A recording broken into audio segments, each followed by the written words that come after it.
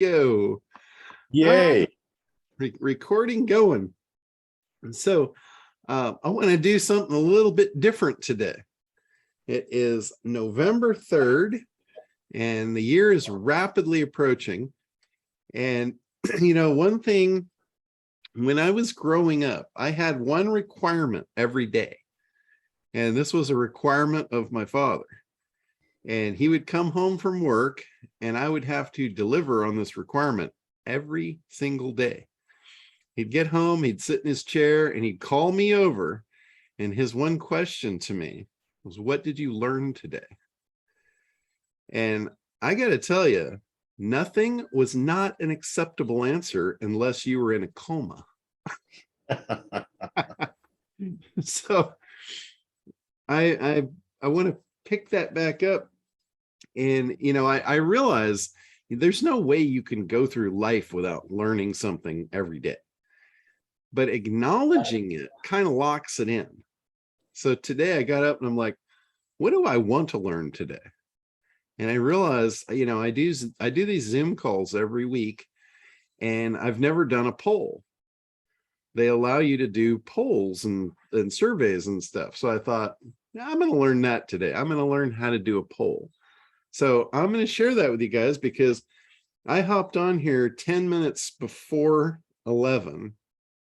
And in 10 minutes, I learned how to and created my first poll. So I'm going to share that with you guys today. And I created a poll with 10 questions. It's really super simple. I can show you guys how I did it. It's easy to do. And it's literally just fill in the blanks. It's like question number 1, type it in. And then your multiple choice answers. You know, it could be yes, no, it could be, you know, all kinds of different choices, whatever you want. So that's what a poll is. You know, it's almost like a test. You know, it's like creating a test and giving it to somebody. So I created one with 10 questions to expose your pain that you may or may not know you even have. And I would like everyone to take it to do that, to do just that, to expose your pain. And what this is going to do, this is going to show you why you are where you are. I know I do this a little differently at the end of every year. I do that exercise where we go through and you answer a bunch of questions, and it basically does the same thing. This is just a little short one that is going to lead into what I want to do next for the call today. At the end, we'll open it up for questions and all that. But I just wanted to try something. I have a list, John. I'm going to try something new. So I'm going to go ahead and launch this poll, and let's see if this thing works. So I just launched it, so you guys should have access to it. The poll is called "What's Up?" And there's 10 questions to it. I'll kind of go through them and explain what they are. So the first one, I'm going to have to edit this one. It says, do you open, well, that's right. Do you open the door when opportunity knocks? When you have an opportunity, do you take advantage of it? Sometimes. It's either a yes or a no. I didn't want sometimes. I want either it's action or no action. John, you didn't specify whether it was a shiny object or not. No, an opportunity. You guys know what an opportunity is. A shiny object is only an opportunity if you need it and it's going to help you at any given time. Otherwise, it's a distraction. I'm talking about an opportunity. A true opportunity. When the opportunity knocks, do you open the door? And remember, I've kind of in the past, I've discussed how I get displayed with what people think are opportunities all day long. And to me, most of them are not. They're things that will tear me to pieces. That's not what I'm talking about. I'm talking about like a true opportunity. Like if, for instance, if you had something to sell and you had somebody that could use it, do you present it to them? That's an opportunity. So it's something where, hey, I can take a little bit of action and I can have a major benefit in my life, whether it's more money, more time, whatever. Okay, so next one, do you currently have something ready to sell? Like if somebody was in need of it, could you sell it? Are you ready to take money? Like if they said, yeah, I'd like to buy that. And you're like, oh, well, or do you say, perfect, what's your credit card number? Let me enter it in for you. Or here's my link. You can buy it right now. Let's do it. Let me walk you through the process, make sure it all goes through well for you. So that's what I'm asking there. Do you currently have something ready to sell? Can you take money right now for something that you offer? And again, it's a yes or no. It's not a maybe. There is no maybes in any of this. All right, number 3, are you actively selling it? And this is under the assumption that you do have something for sale. If you don't, then this is irrelevant. But if you have something, are you actively selling it, or are you just sitting on it, waiting for something to happen? All right. Now we're What getting... about where does it happen if you've got it ready to sell and you're ready to go, but you still haven't got the damn Kartra working yet? Well, then you don't have something ready to sell then. That puts you there, which makes that question irrelevant. Ooh, that sounded like a dig there on you, Ricky. No, it's not a dig at all. It's a dig to kick me in the ass, but anyway. Yeah. This is made to expose your problem. That's what this is. It's not a dig on anybody. It's to get you. I'm sorry. I didn't mean it to be a dig. That just exposed a problem. Yeah, that's exactly what this poll is for. It's to expose your problem. Right? Well, there's 2 things, John. One is a product, and the other one is a service. Doesn't matter. It's something. Remember, I said something for sale. Do you currently have something ready to sell? Doesn't matter, product, service. It's something you're going to provide and you're going to get money for it. Yeah. So doesn't matter what it is, just something. Okay. Okay, so now we're on to question 4. Now we're actually moving into act. Do you have a big idea? And I'm assuming that, maybe I shouldn't assume this, but I think I can assume this at this point, that you guys know what a big idea is. Do you have a big idea for this product? Have you actively sat down and come up with a big idea where you have a promise, unique mechanism, and an interesting way to say it that somebody's never heard it before? Okay. Number 5, this is kind of, have you figured out and are you using it to create demand and desire for this product or service? Because that's kind of a 2-piece. You have to figure out, how are you going to create demand and desire, and then how are you going to present that? How are you going to do it?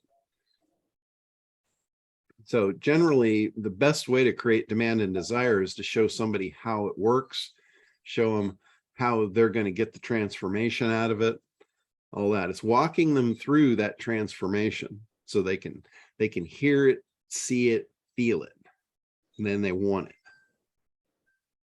All right. Do you know your common objections? Like, have you identified what all the objections might be that a prospect might throw your way, or just prevent them from purchasing whatever it is that you're trying to sell them? Have you identified that group of objections? Number 7 is, have you eliminated all known objections? Like, have you gone through the process? Remember, this is the Franklin belief builder. It's identify the belief that causes the objection and then eliminating it using Benjamin Franklin's formula of claim, proof, benefit. Remember, a contrary claim followed up by proof points that turns that into a fact, and then reattaching it to the benefits. Have you done that yet?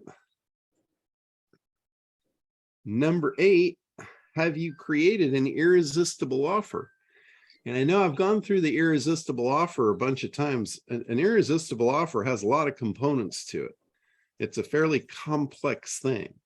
It's simple in concept, but again, just like ACT, simple in concept, hard to implement because there's a lot of moving parts to a irresistible offer.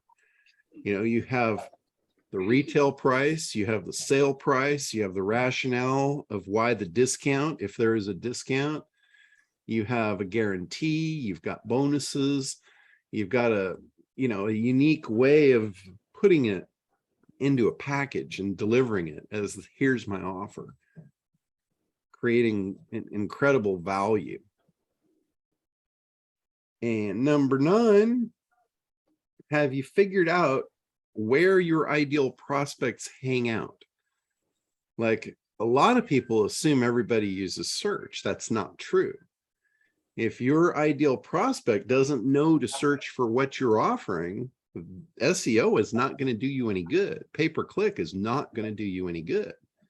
You have to figure out where they're hanging out for you to intersect them with your big idea, with your offer, with the whole presentation. Have you figured out where they are and where you're going to intersect them? And number 10, this is the last one. If you know where they are you bringing that offer to them, getting it in front of them, AKA traffic? The only way you can drive traffic is to know where they are to drive your offer to them. So there's my 10 questions, my what's up, you know, what's up with your results? And this should answer the question pretty clearly of what's up. So, and again, this is not meant to be a dig on anyone. This is meant to be an eye opener. Because a lot of people will sit back and they'll say, man, why am I where I'm at?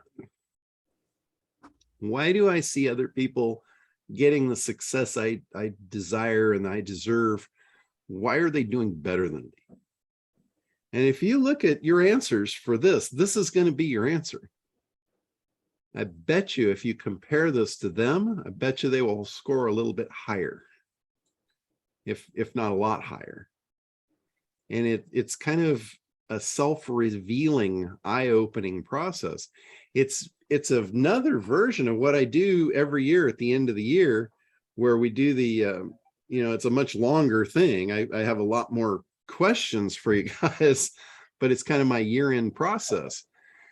And the year-end process, we're going to do it again this year. So you guys can look forward to that. If you haven't done it yet, or if you did it last year, it'll be interesting to match what your answers are this year compared to last year and see, did you move forward? Did you learn anything from that? Because that's the whole thing here. If we don't learn every day, we're not going to advance. That was why it was so important to my father to ask me every day, what did you learn today? And again, I'm going to say it again, the answer of nothing was not acceptable unless you were in a if you're in a coma, nothing was an acceptable answer. But outside of that, that didn't work. So anyway, I'm gonna go back through here. Asked for a copy of that, but I said maybe you should make that 10-point quiz a thing for your affiliates. You know, so like, and me as an affiliate, I can send people to take that quiz, and then it links right into your ACT program. And I get paid a commission just for sending them there to answer that quiz. Yeah. I was just talking to, I think it was Linda Kay. Yeah. We were talking about her campaign just last week. And I said, you know, the perfect thing for you to do would be to do an IQ quiz. And it's an IQ, not based on your regular IQ, but an IQ for the industry that you're in. It's like, how likely are you to succeed in this industry? Because she's training people. And this quiz is going to identify that they need her training. So they take the IQ test to find out what their likelihood of success is. And based on their answers, she can deliver a follow-up that says, based on your answers, here's what I'd recommend. And all roads lead to her training, right? Obviously. So, because I don't know of anybody that can't improve upon whatever it is that they're doing. there's always going to be somebody that's out ahead of you. Like there's a shitload of people out ahead of me. There's a lot of people I can learn from, and I do on a very regular basis. And, you know, that's where a lot of the stuff that I bring to you guys is stuff that I've learned just a lot of times very recently. You know, like when I went to Perry's event, I bring stuff back. All the stuff that I learned from him, I bring back and shovel it out to you guys. So there's always stuff that you can learn. And even if somebody answered the IQ test and they got 100%, that doesn't mean they still can't learn something.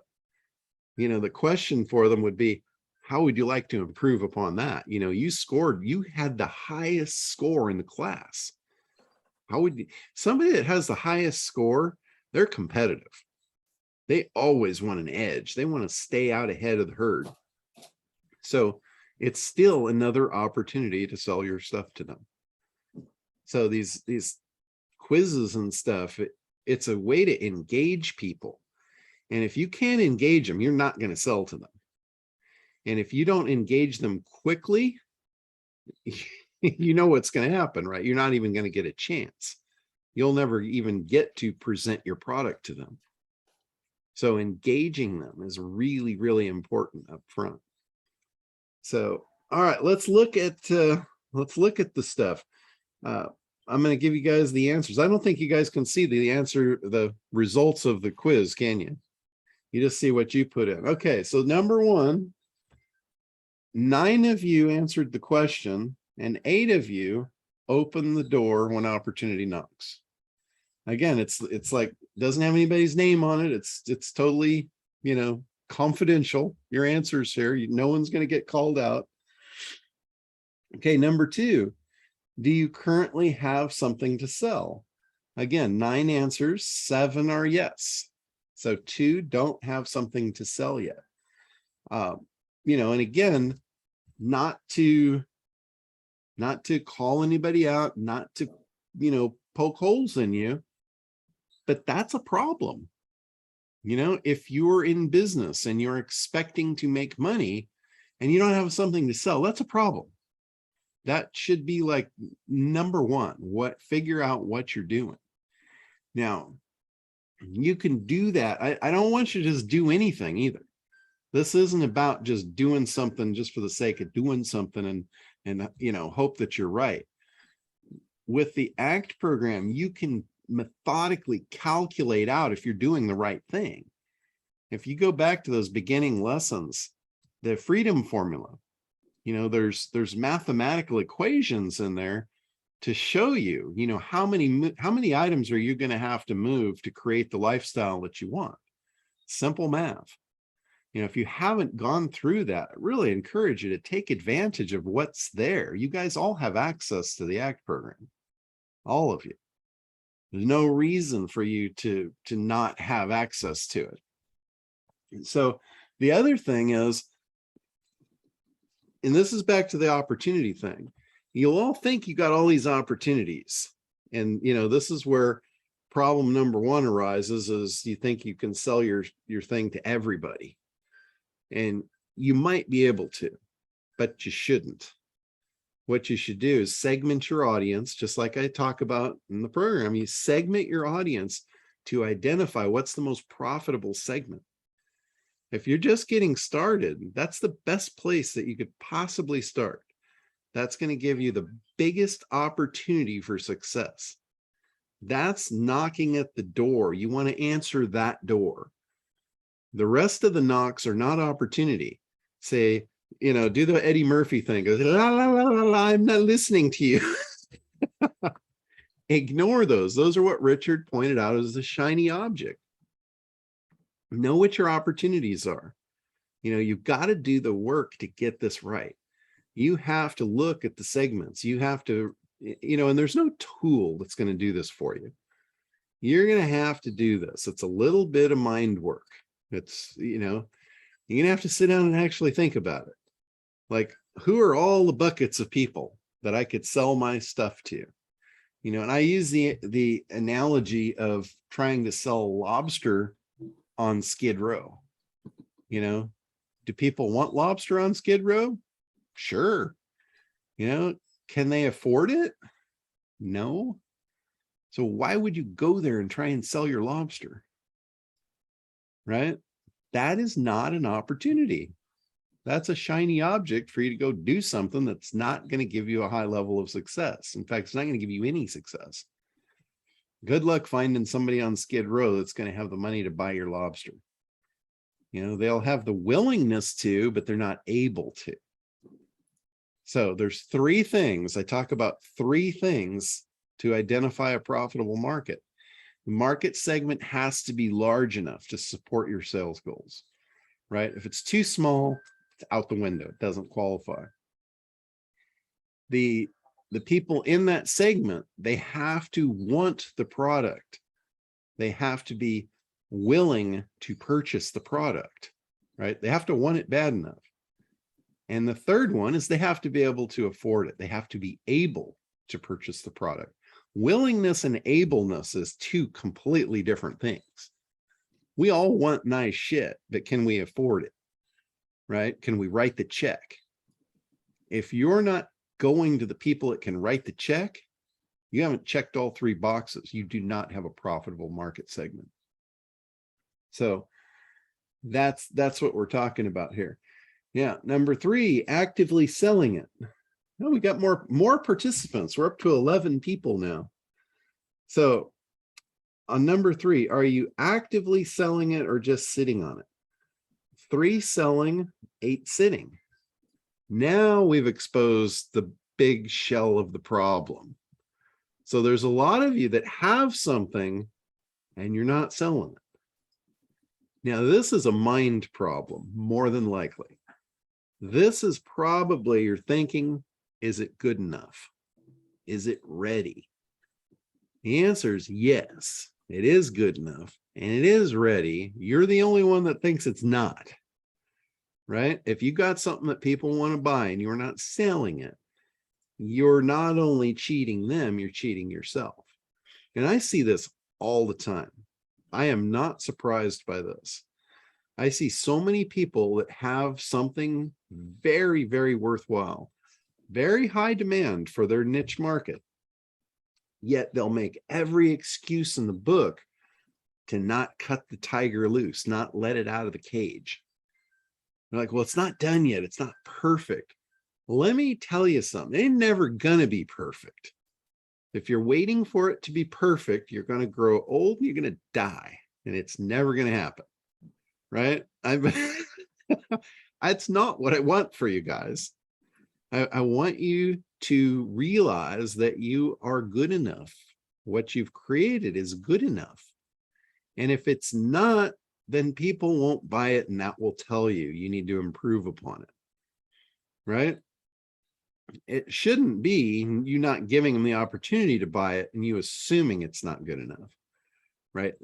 Always learn from your market. Today's exercise is all about learning. We're going to learn something today. We're going to learn where our problems are, if nothing else, right? But you want to learn from the people that are paying you. They're the only ones on earth that are important in this game. Don't ask people that are not your market. I see people in mastermind groups all the time, and they're taking advice from people that are not their target market. That is a dangerous game. They all have great points. They all have great views. They're all great people. They're all smart, but they're not your market. If you are not learning from your market, you're not learning valid stuff. You're not helping yourself, right? So you will learn from your market. If you don't try and sell your stuff to your market, you're not going to learn anything.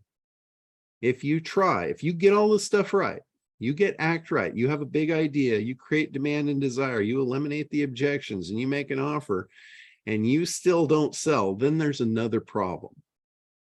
Then either the product isn't right or you didn't learn what they wanted. Right? There's almost no way you can fail if you follow the program. There literally is almost no way you can fail. Ad agencies have been doing this for over 100 years, and they rarely fail, if ever. The only place I think I can imagine them failing using this process is if they don't take accurate data. If they get their data from a source that's not the ideal customer base, that's the only way this is going to fail. Right? I mean, it's almost a mathematical certainty. There's no guesswork at all. If you get this stuff out of your market and you implement it the way I've laid it out, there's literally zero chance you're going to fail. Zero. Literally zero. I cannot think of a way on earth that you're going to fail. You know, some people say, well, people aren't buying, you know, the economy's falling apart. That is complete bullshit. What did the money just poof vanish? No, it's still there. It's still in all the same pockets. It's still moving. You know, in the last big, whatever it was, last big economic crash, you know, some years back, what was it, 2008 or whatever? I would have challenged you at that point to try and get a first-class seat on an airliner. They were all sold out. What does that tell you? You know, there was still a line in all the top-end restaurants. Yes, there was segments of the economy that were hit hard, harder than others, but it wasn't the upper ones. That money was still there. That's why I'm telling you, go for your most profitable segment of your market. That money is still there and still accessible. That's why I tell you to go there. Don't mess with the rest of them unless you are financially free and you're trying to do them a favor, right? Then it's okay. If you want to be a philanthropist, let's make you wealthy first. You're not going to get there by serving low-end markets, right? I get a lot of you want to be a philanthropist. A lot of you want to make a difference. That's the only way you're going to get there, is if you are wealthy first. You can't go into that market without money and make a difference, right? You could show up, you could help out, but you're not going to make a difference, right? So I feel like I'm just browbeating the shit out of you guys. I don't mean it to be that way. Hey, Hey, no, you're doing fine, John. It's all right. I need to hear that, John. All right. Well, Time. I'm laying it all out here for you, and it's all the truth. I guarantee it. So, Hey, John, you know, when you got Santa Claus, you know, being a little rough on you, you know it's okay. all right. Okay, so let's go on to number 4. We got 12 people now have answered. 8 say they have a big idea. So we're going to come back to that in a minute. I might call some of you 8 out. So, and it's going to be okay. I promise it won't hurt. But 8, that's awesome. I love that. That's the best news of this whole quiz I've seen yet, you know, or poll. This is a poll. But that is awesome. I love the fact that 3/4 of you have or think you have a big idea. That's impressive. I didn't think it was going to be that high. Okay, so here again, we went up. We're on a roller coaster right now. If you guys haven't noticed, we're up and down and all over the place. So are you creating demand and desire? Again, 12 answered, 5, only 5 say yes. This is a really important part of your presentation because it's, you know, it's most important to grab their attention, right? So the fact that 3/4 of you have a big idea, that's awesome. But the next step, remember, you have to hold their attention now till you get to your offer. So the fact that only 5 out of 12 are creating demand and desire, this is how you're going to do that. So I got a little bit of a lull there. Yeah. How many know the common objections? This is split right down the middle, 50-50, 6 on each side of the board. Again, unless you are able to eliminate those objections, and this leads to the next one. Check this out. Out of 12, only one is eliminating the objections. So half have identified the objections or think they have, and only one is doing anything about it. So that's a really important thing. That tells me that we need a call about eliminating objections. So again, this is me learning from my audience what you guys need. This is an example. You know, when I do this stuff, I lead by example. I know you guys see it. I don't know if you recognize it or not, but I'm always leading you by example. I'm not telling you to do a bunch of shit that I'm not doing. You know, well, maybe I do because I'm so lazy, but you get the idea. I'm generally always leading by example. So we need to work on that as a group collectively. We need to focus on getting rid of the objections. All right. Irresistible offer. Here's another problem. Only 1/4, 4 out of 12 have or feel they have an irresistible offer. So we need to work on that too, because if you have an irresistible offer, and this works both ways, guys, you don't have to be spectacular on all 4 of these points. I believe you have to be spectacular on the first one, which is grab attention. The big idea should be really, really top of mind, because that's your biggest restrictor in your funnel. If you have people falling out there, you don't even have a chance, right? So that one really is number 1. If you do that one good, you're going to have the best possible opportunity to be successful.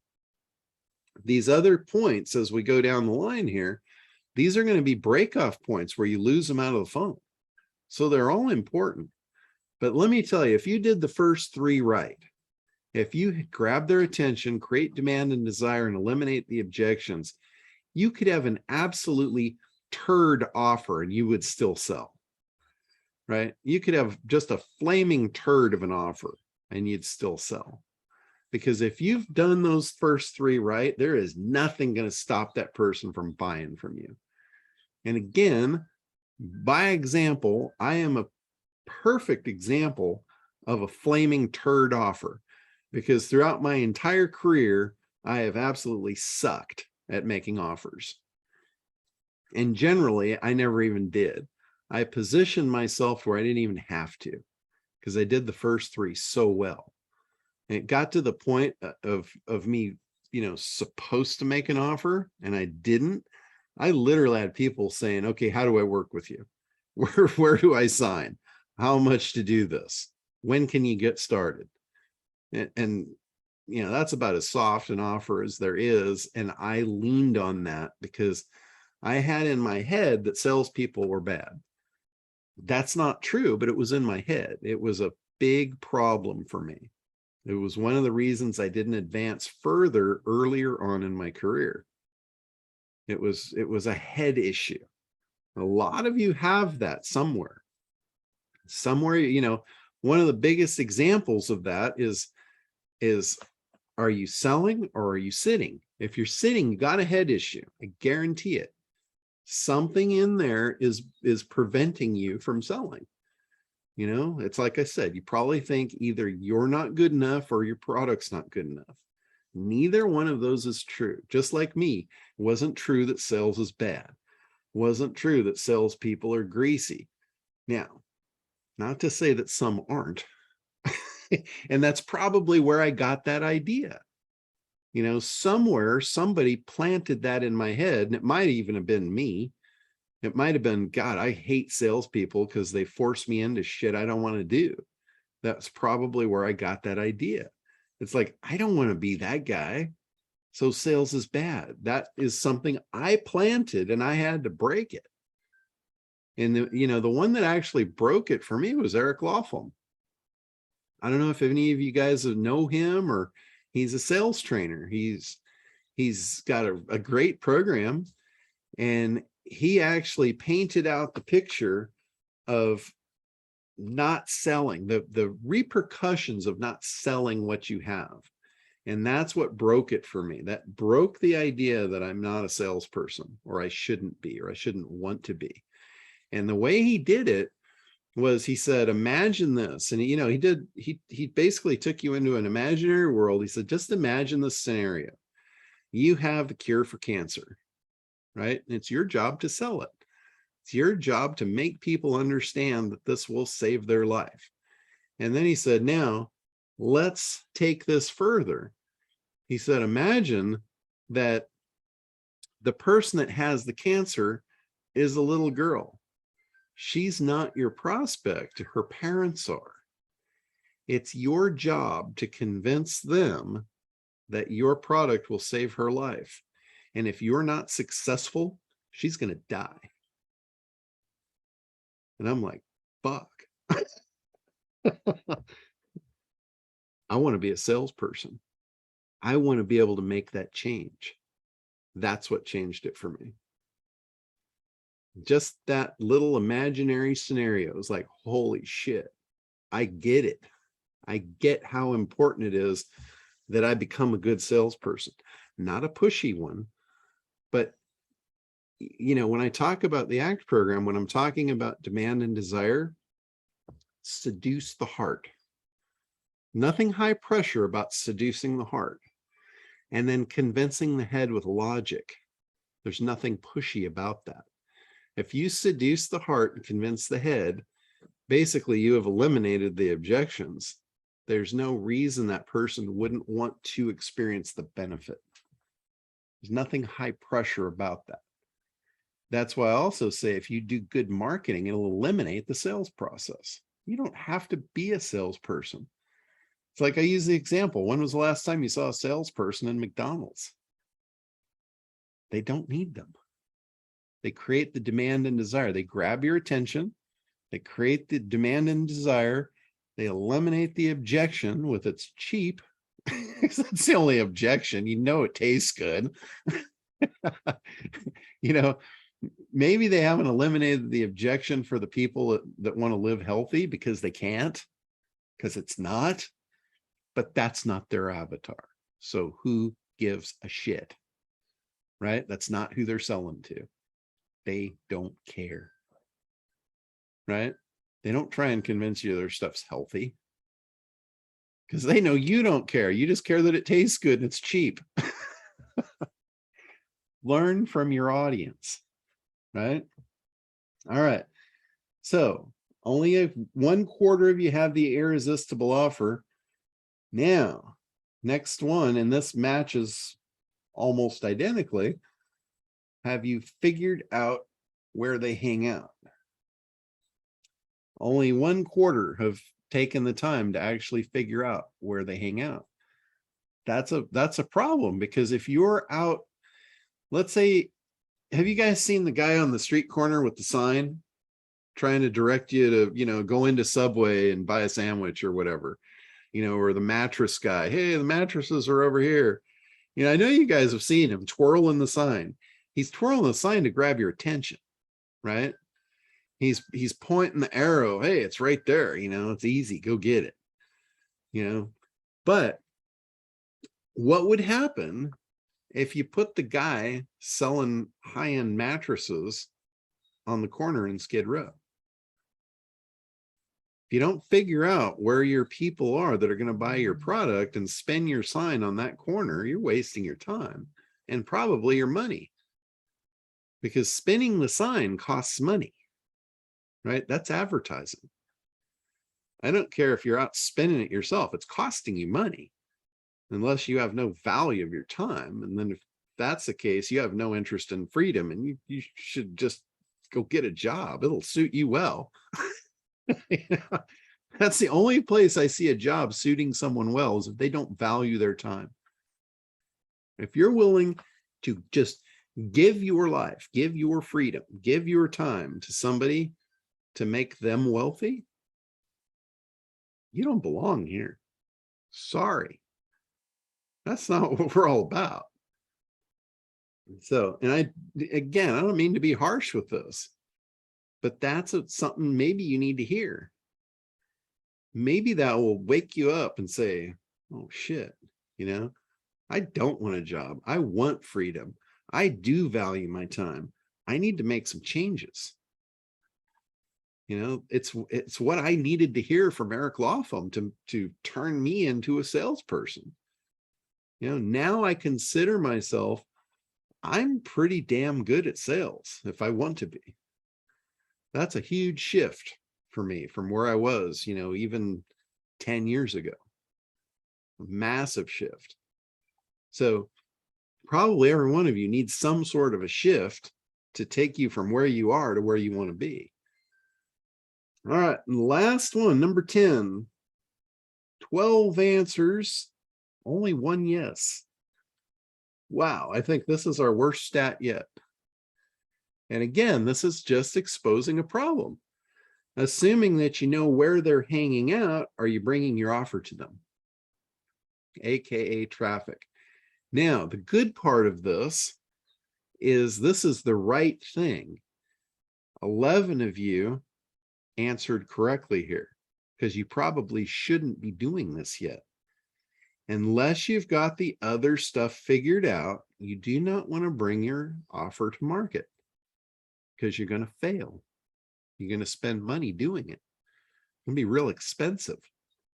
The only time that you should be actively advertising, spending money, driving traffic is if you have a sales funnel in place that will convert.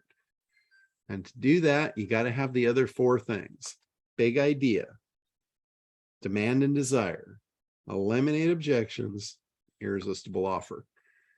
If you've got those things, you have a sales process.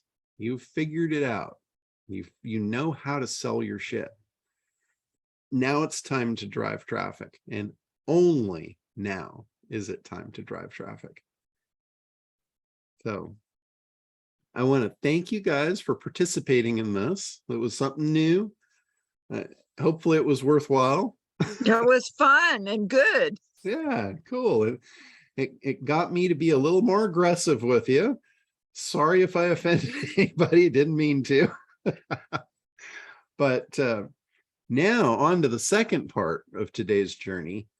And again, I'll answer any questions, at the end, but I want to get to the next portion of today's programming, whatever you want to call it.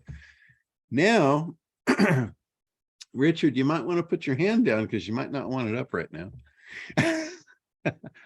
I want everyone that has something to sell and thinks you know how to sell it to put your hands up. You guys know how to do that? And put the little hand up. All right. So Gregory. All right. Like Roger, if you don't know how to put the hand up in the thing, there you go. Just put it up so I know who we're dealing with. All right. No, John, it actually, if you raise your hand, it'll put the hand up for you. Really? Yes. It's that option of recognize hand gestures. It's a new feature. Oh, cool. I had no, see, there you go. I learned another thing today. Thank you for that. I see Tim trying it. I'll give it a shot there. It's under reactions. There's an option, recognize hand gestures. Maybe yours isn't checked. Gotcha. Let me check that out. I turned mine off because it's pretty dangerous, my hand gestures. I guess I didn't know there was a middle finger icon. It's a new feature. It probably doesn't show it for me because I'm the group owner, so I don't need to put my hand up. So that's really cool though. Thank you. Thank you for sharing that. I had no idea. That's really awesome. All right. So what I'm going to do is there's 5 of you that have your hands up. So what I'm going to do, I'm going to call on you, and this is more time than you're going to need. If you can accomplish this in 30 seconds, you'll be doing good. I'm going to give you up to 2 minutes, and I am actually going to time it. So we're going to stop you at 2 minutes. If you don't get it out, you're going to learn something. So here's what I'm going to do. When I call you, and again, for everyone else, please don't chime in. This isn't a mastermind thing. This isn't a feedback thing. That's not what we're doing here. This is going to expose whether you know how to communicate the value of what you have. And I'll tell you, I'm going to give you like Frank Kern's version, how he does it and how he does it so quickly. It's almost like an elevator speech. He hits 3 key things and he hits them really quick. And if you get this, you'll be able to do this in less than 30 seconds. It's here's what I've got. Here's what it's going to do for you. Here's what I want you to do next. And you can literally give your presentation in less than 30 seconds with that formula. I have seen him do it over and over and over. I've seen some very successful marketers that follow that formula. I think it was John Carlton that threw that out.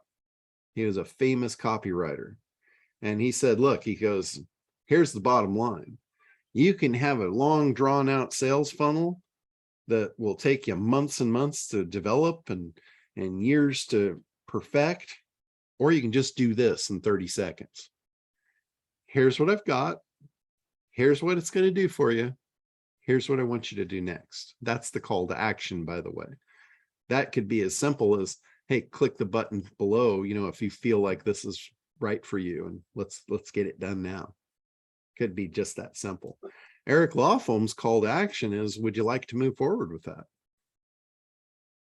It's a yes or a no. If it's a no, there's an objection, and all you do is ask what's holding you back. To identify the objection, then you eliminate the objection, because the objection is always a belief.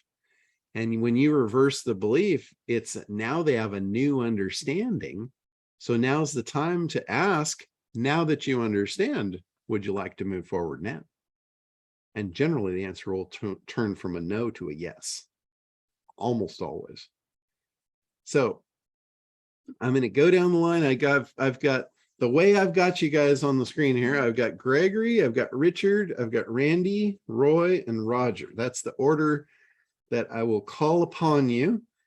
And again, you'll have up to 2 minutes to tell us, describe the value, communicate the value, and make us want it, eliminate our objections, and tell us what to do. So everybody understand it. And again, we're not looking for feedback from the community. There's no peanut gallery here. There's no right or wrong. It's just, this is going to be a self-discovery for yourself as do you have what it takes, or do you need to do some work? Right? We're not going to tell you if it was good, bad, or otherwise. You're just going to feel it. Everybody good? All right. I got my stopwatch up and Gregory is unmuted. So I'll give you a 3, 2, 1 countdown. Are you ready?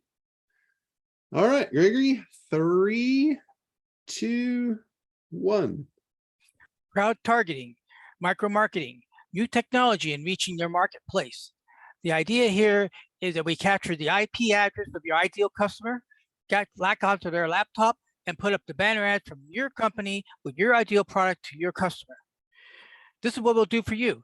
It'll increase your sales because you're now advertising directly to your ideal customer. You're not advertising to the mass market. This is why it's called micro marketing.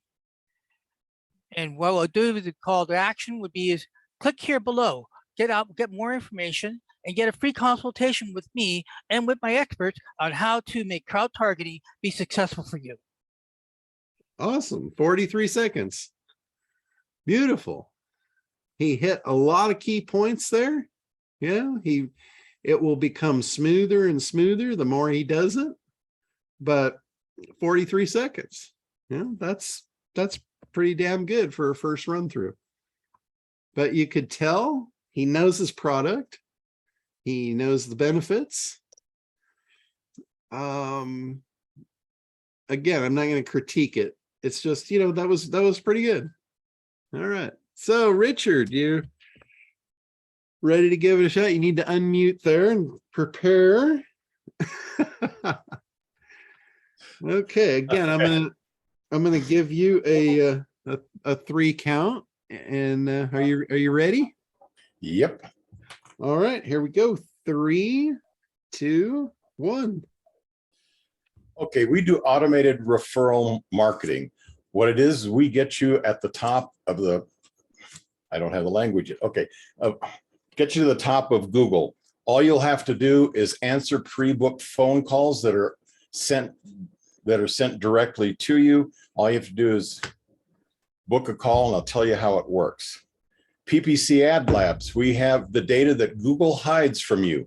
We can increase your return on your ad spend by 20% without increasing your ad spend. Just book a call.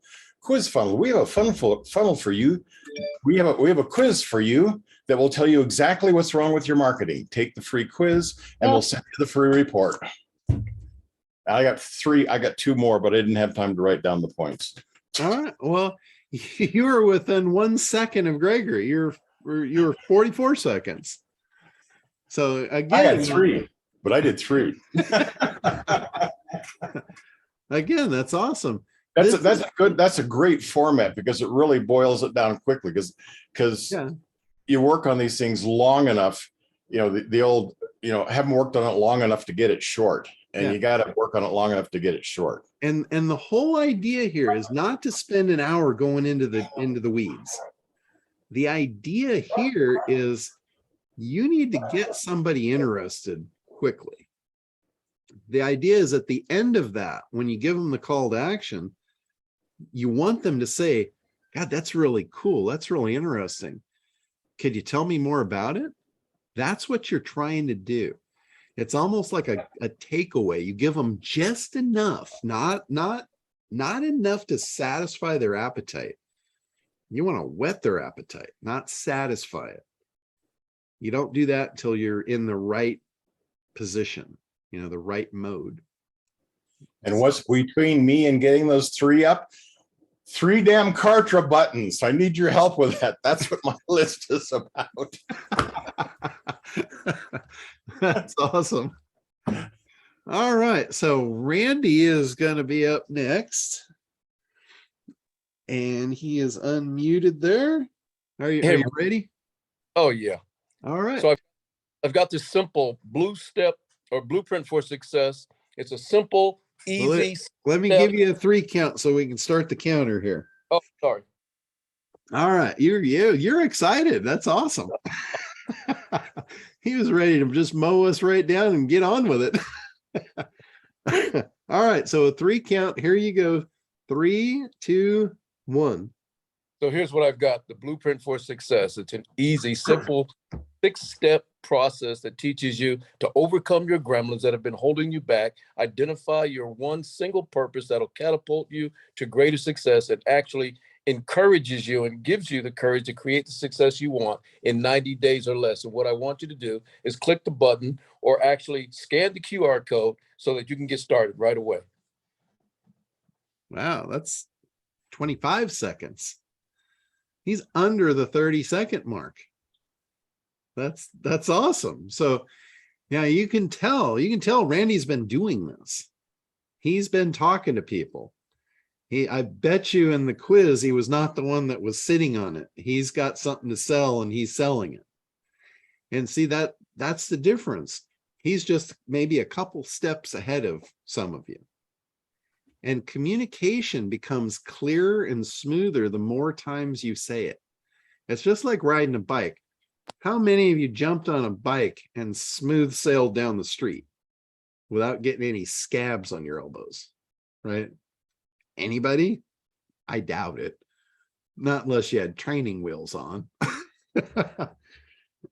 So it's about muscle memory. The more times you do something, the better you get at it. You can imagine, I absolutely sucked the first time I did a big idea. When I showed it to somebody and they knew the process, they're like, the hell is that? And I'm like, I don't know, but it's not a big idea.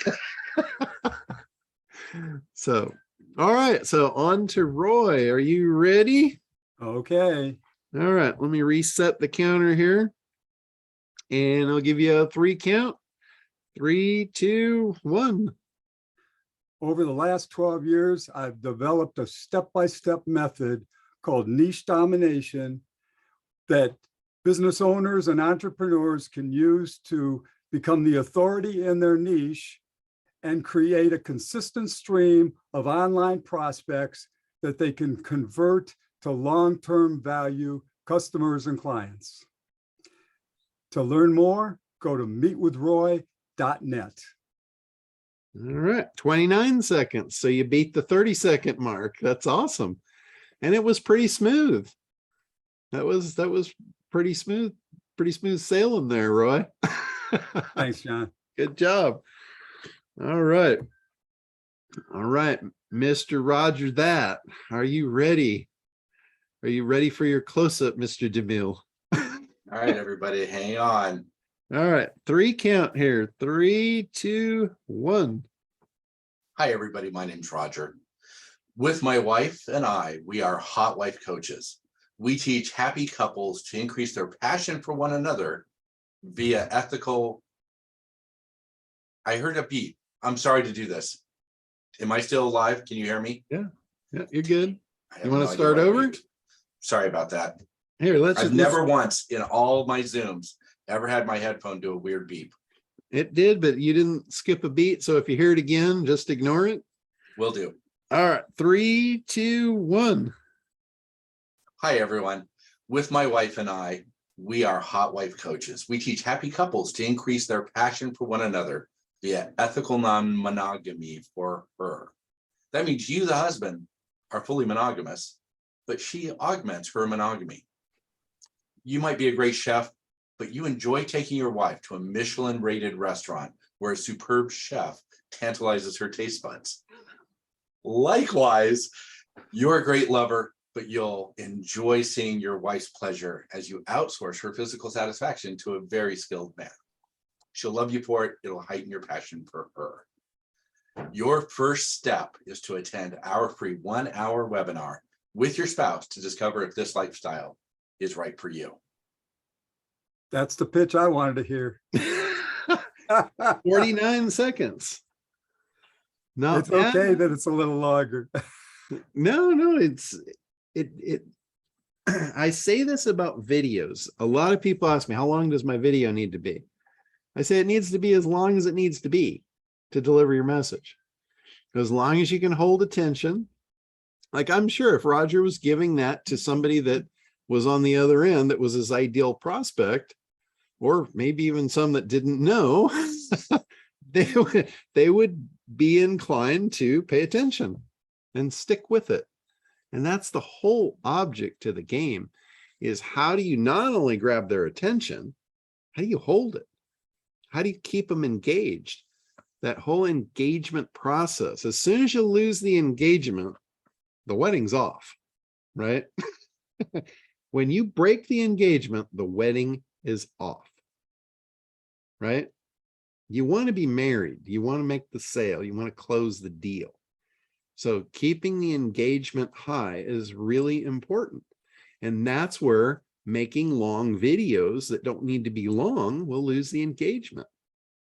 That's why I say it has to be as long as it needs to be to keep them engaged, deliver the message, and do what you need to do and get out. Like when soldiers go into battle, they go in, they do their thing, and they go home. Otherwise, they die. If they stay on the battlefield longer than it needed to be, they usually don't come home. They know that, right? It's the same thing here. It's the same thing in dating. It's funny how all this stuff has exact parallels. It's almost like nature. You can't change nature, right? You can't change the way human beings are. Dating is the same thing. If you take too long and she loses interest, ain't gonna happen. Right? You've got to follow the natural flow and order of things. And that's where ACT comes in. It's the natural order of a sales process. It's communication. It's getting from A to B without deviating through a bunch of other alphabet letters. Right? So cool. What do you guys think of that little exercise? I wanted to do something different today, and that I was loved it. definitely I different. seriously loved it. Yeah, you are on your game today. Wow, this is a good day. Awesome. Yeah, no, I am actively trying to figure out how to make every one of you successful. And I'm not going to stop until I get there.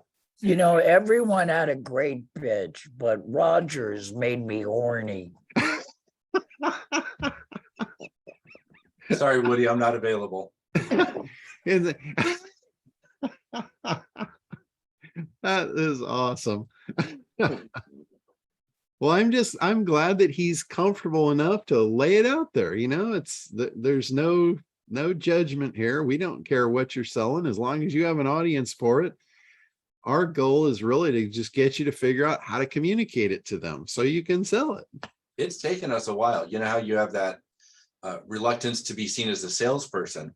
Mhm. Imagine us having our secret side, deciding that, knowing there's certain people in the audience who won't agree at all with what we do and may even be offended, that we just have to take those arrows and be ourselves. Yeah. You know, speaking of that, I heard Perry say something that was not so much enlightening. It's something like I knew it already, but to hear him say it just kind of really cemented it out there, because I've always been, you know, very introverted.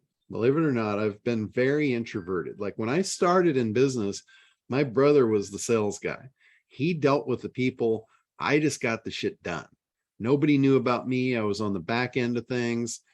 Even in SEO, you know, I dealt with the ad agency more than the customers themselves. I liked to deal very intimately with a smaller amount of people. I never wanted to be in the spotlight, right? In fact, it was the last thing I wanted.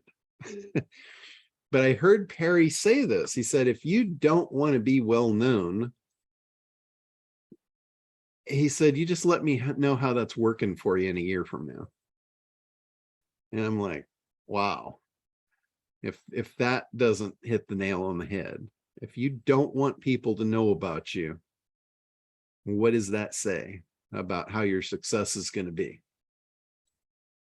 You should want everyone to know you. You should want to be a household name in the people that your product or service affects. So, and if you have to take some arrows from some people that aren't your ideal market, do you really care? Not everybody is going to agree with everything, right? There's people that don't like hunters, right? There's people that don't like building houses out of lumber. You know, they want to save the forest. But do you care if you want a house? Do you care about those people and their views? You should not. You know, you do what's right for you. And, you know, if you enjoy hunting and you eat your kills and you don't waste them, what's wrong with that? Like, I fish. There's people that are against fishing. They say, save our seas. I'm like, those fish multiply to feed us. That was the purpose of them, right? That's all I'm doing. I'm just fulfilling my purpose, eating the fish. That's what they're there for. Right? But there's people that don't have that view. Who care? I don't give a shit about them. I'm going to go kill and eat those fish because I like them. They make me happy. So Woody is just cracking up. All right, enough entertainment. I've all right, tell me what you guys want to know. Anything I can answer for you guys? John, I have a list, John. It's All right. Kartra. It's Kartra, so you may want to wait till the end. Okay. Randy, was that you popped out? yeah, so with regard to what we just learned and studied, Uh-huh. just a couple quick questions. So let's say you got you got this right. Let's say we dial it in and we get it. The next question is, how often do we use it? Do we use it in copy? Do we use, I mean, you know, You use it everywhere. so you repeat the same thing over and over and over? Once you figure out how to sell something, the more you repeat it, the more you will sell it. Now, for me, as lazy as I am, I'm going to do that hard work one time. I'm going to figure out, what do I have to say and what order do I have to say it to get the outcome of a sale? I'm going to do the hard work to figure that out. And I'll bust my ass to do that one time. But then you better believe I'm going to automate that shit. I'm never going to do it again.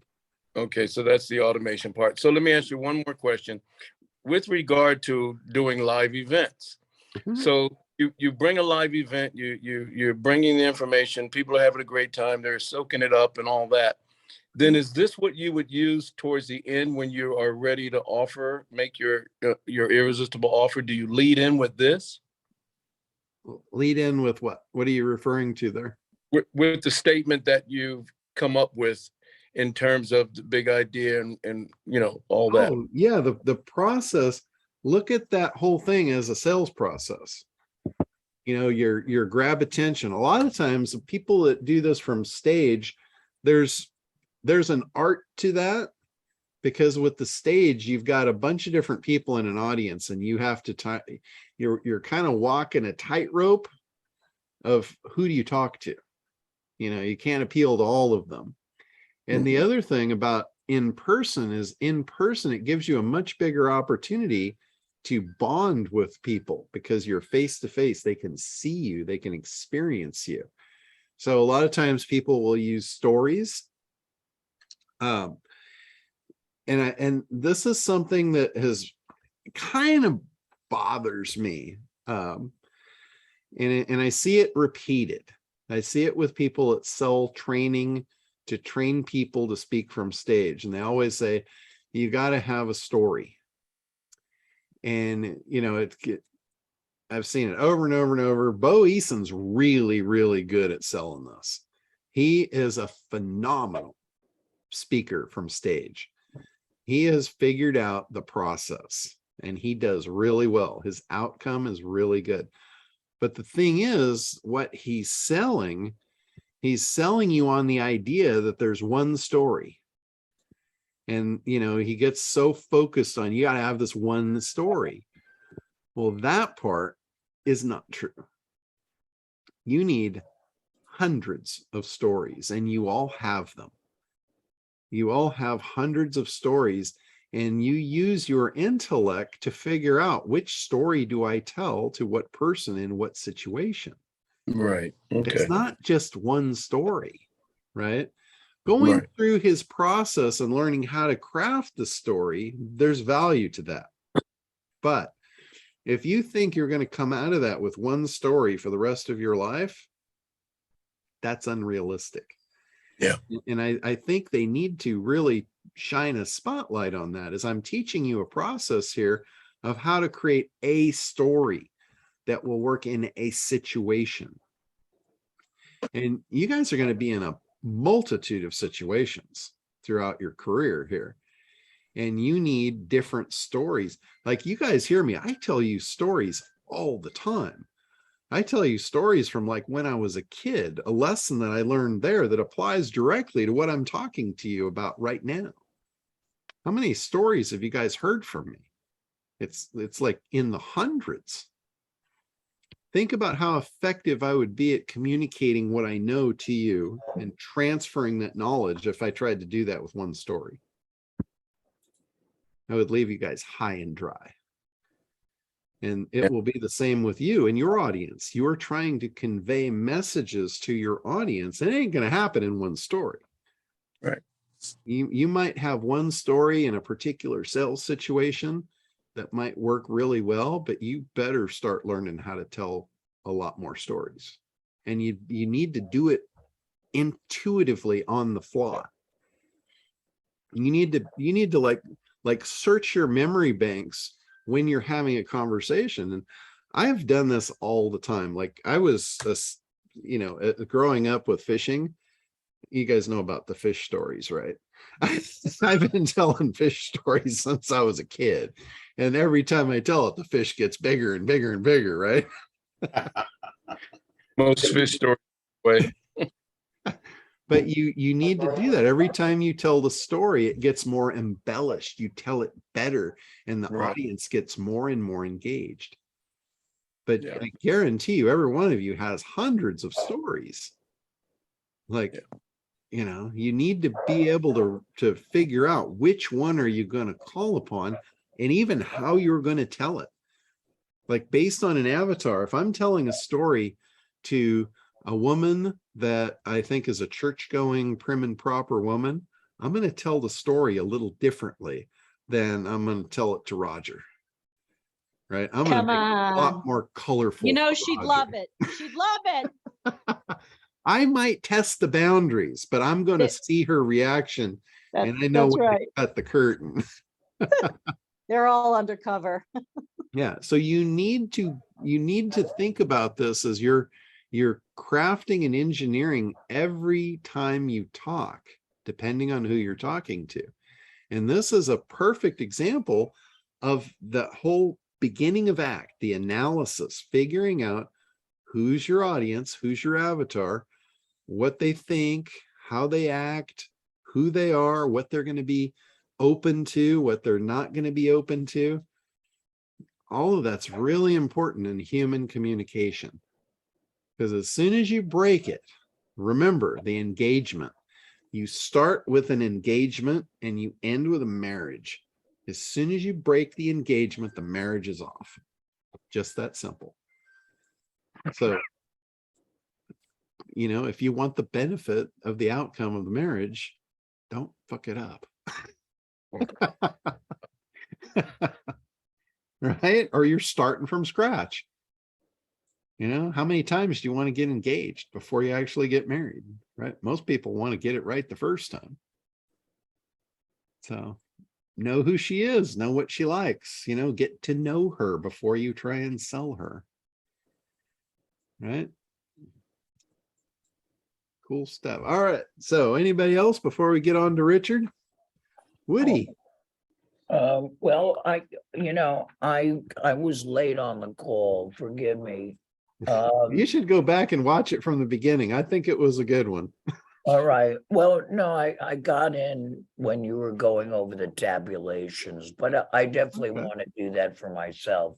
But what I figured out, I don't know, my model is basically, and you know, it all really got started listening to Craig Deswald on radio Mhm. on KPFK in LA about writing a book. And really what it sort of expanded into is like, look, I do real estate, I have a music company, I do, you know, business and enjoyment training, and I'm a disability advocate.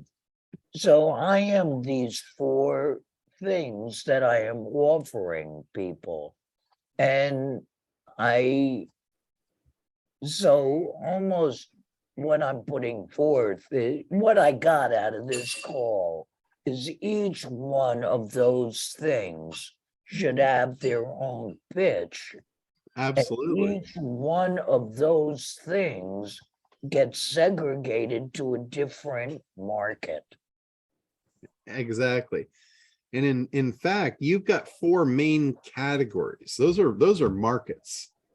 Like real estate is a market. Right. You know, the handicap advocacy, that's a whole market or an industry. So in each one of those, you're going to have to segment that and figure out where are the pots of gold here and which is the biggest pot. And that's the one I want to focus on first. The other thing I think you need to ask yourself is, of those four big main industries, how many of those are philanthropy? You know, the disability advocacy, there's no money in that. So that's philanthropy. It's Yeah. really hard to start there unless you're wealthy first. So, I mean, you know, we've had this conversation before in different ways, but I've always tried to steer you to figure out where are you going to make the most money the quickest. And if you do that first, then you'll have the money to be a philanthropist, and you won't need to make money in that category. It'll just make you happy. But if you get into it thinking that you're going to do it and be able to survive and the money doesn't come in, that's not going to make you happy.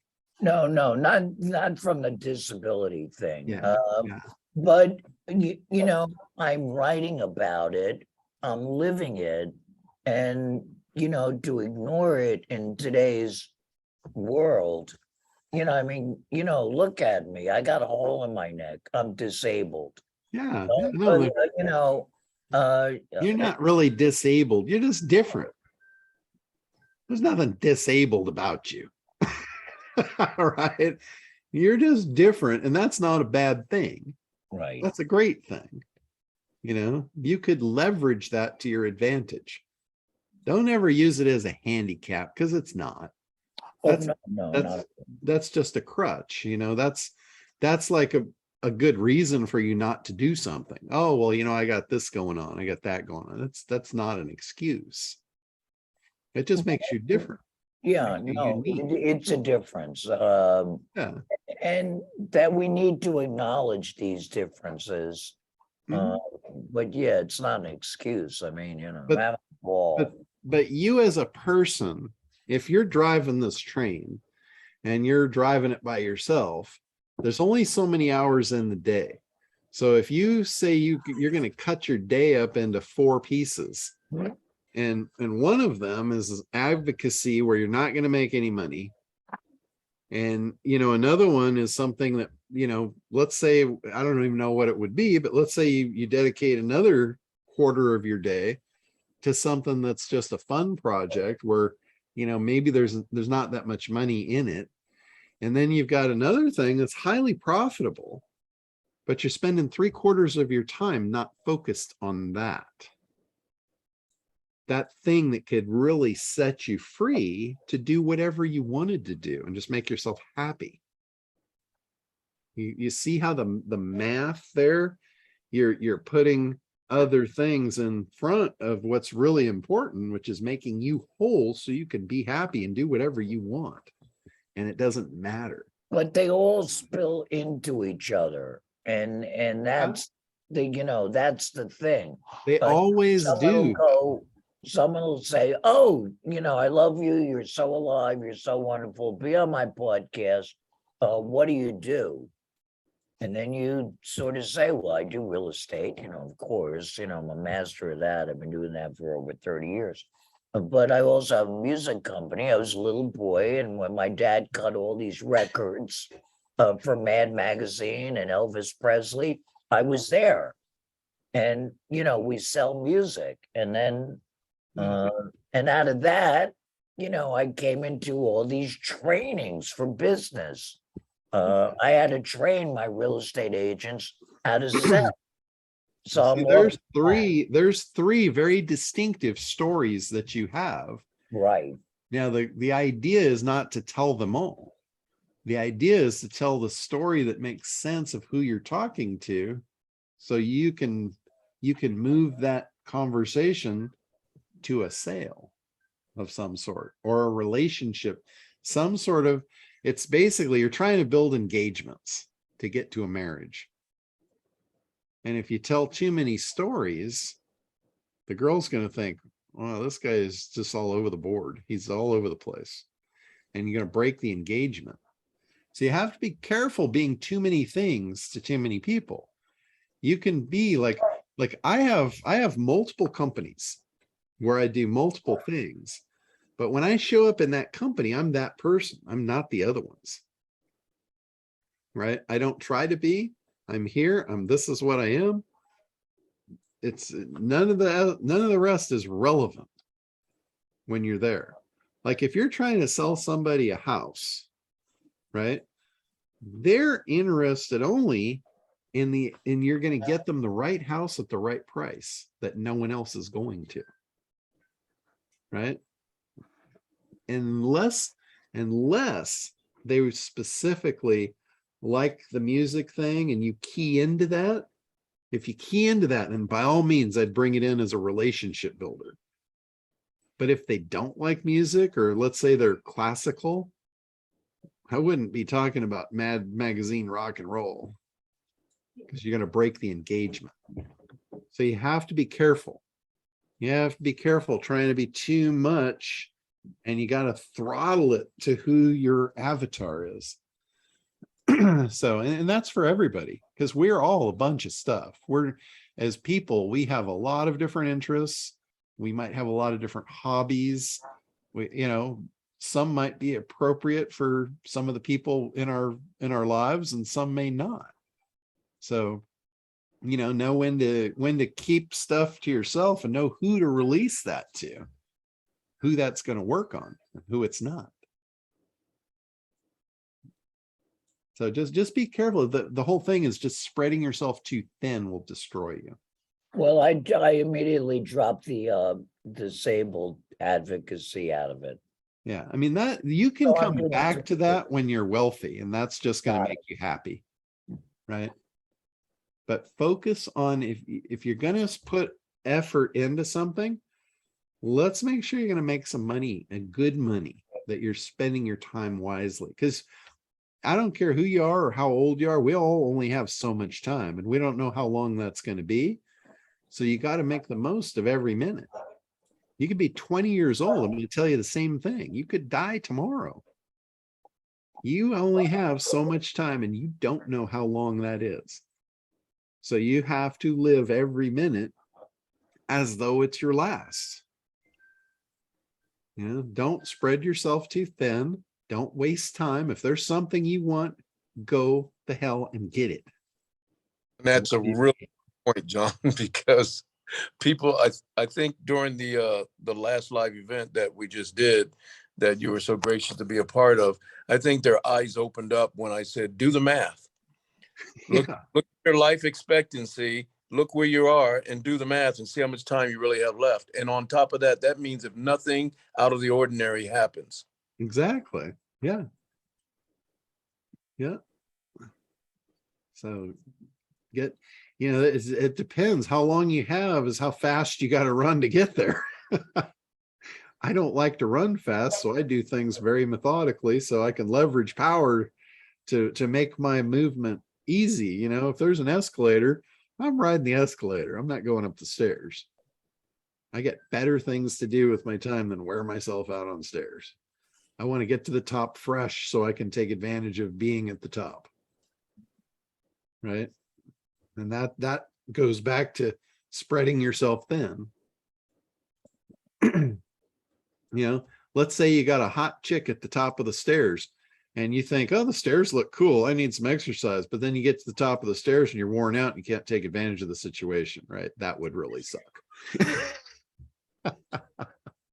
Red Fox had a whole shtick about the young bull and the old bull standing on the top of the hill. The young bull says, let's run down there and make love to one of them. The old bull says, let's walk down there and make love to all of them. Yeah, and I don't think he called it making love. No. Yeah.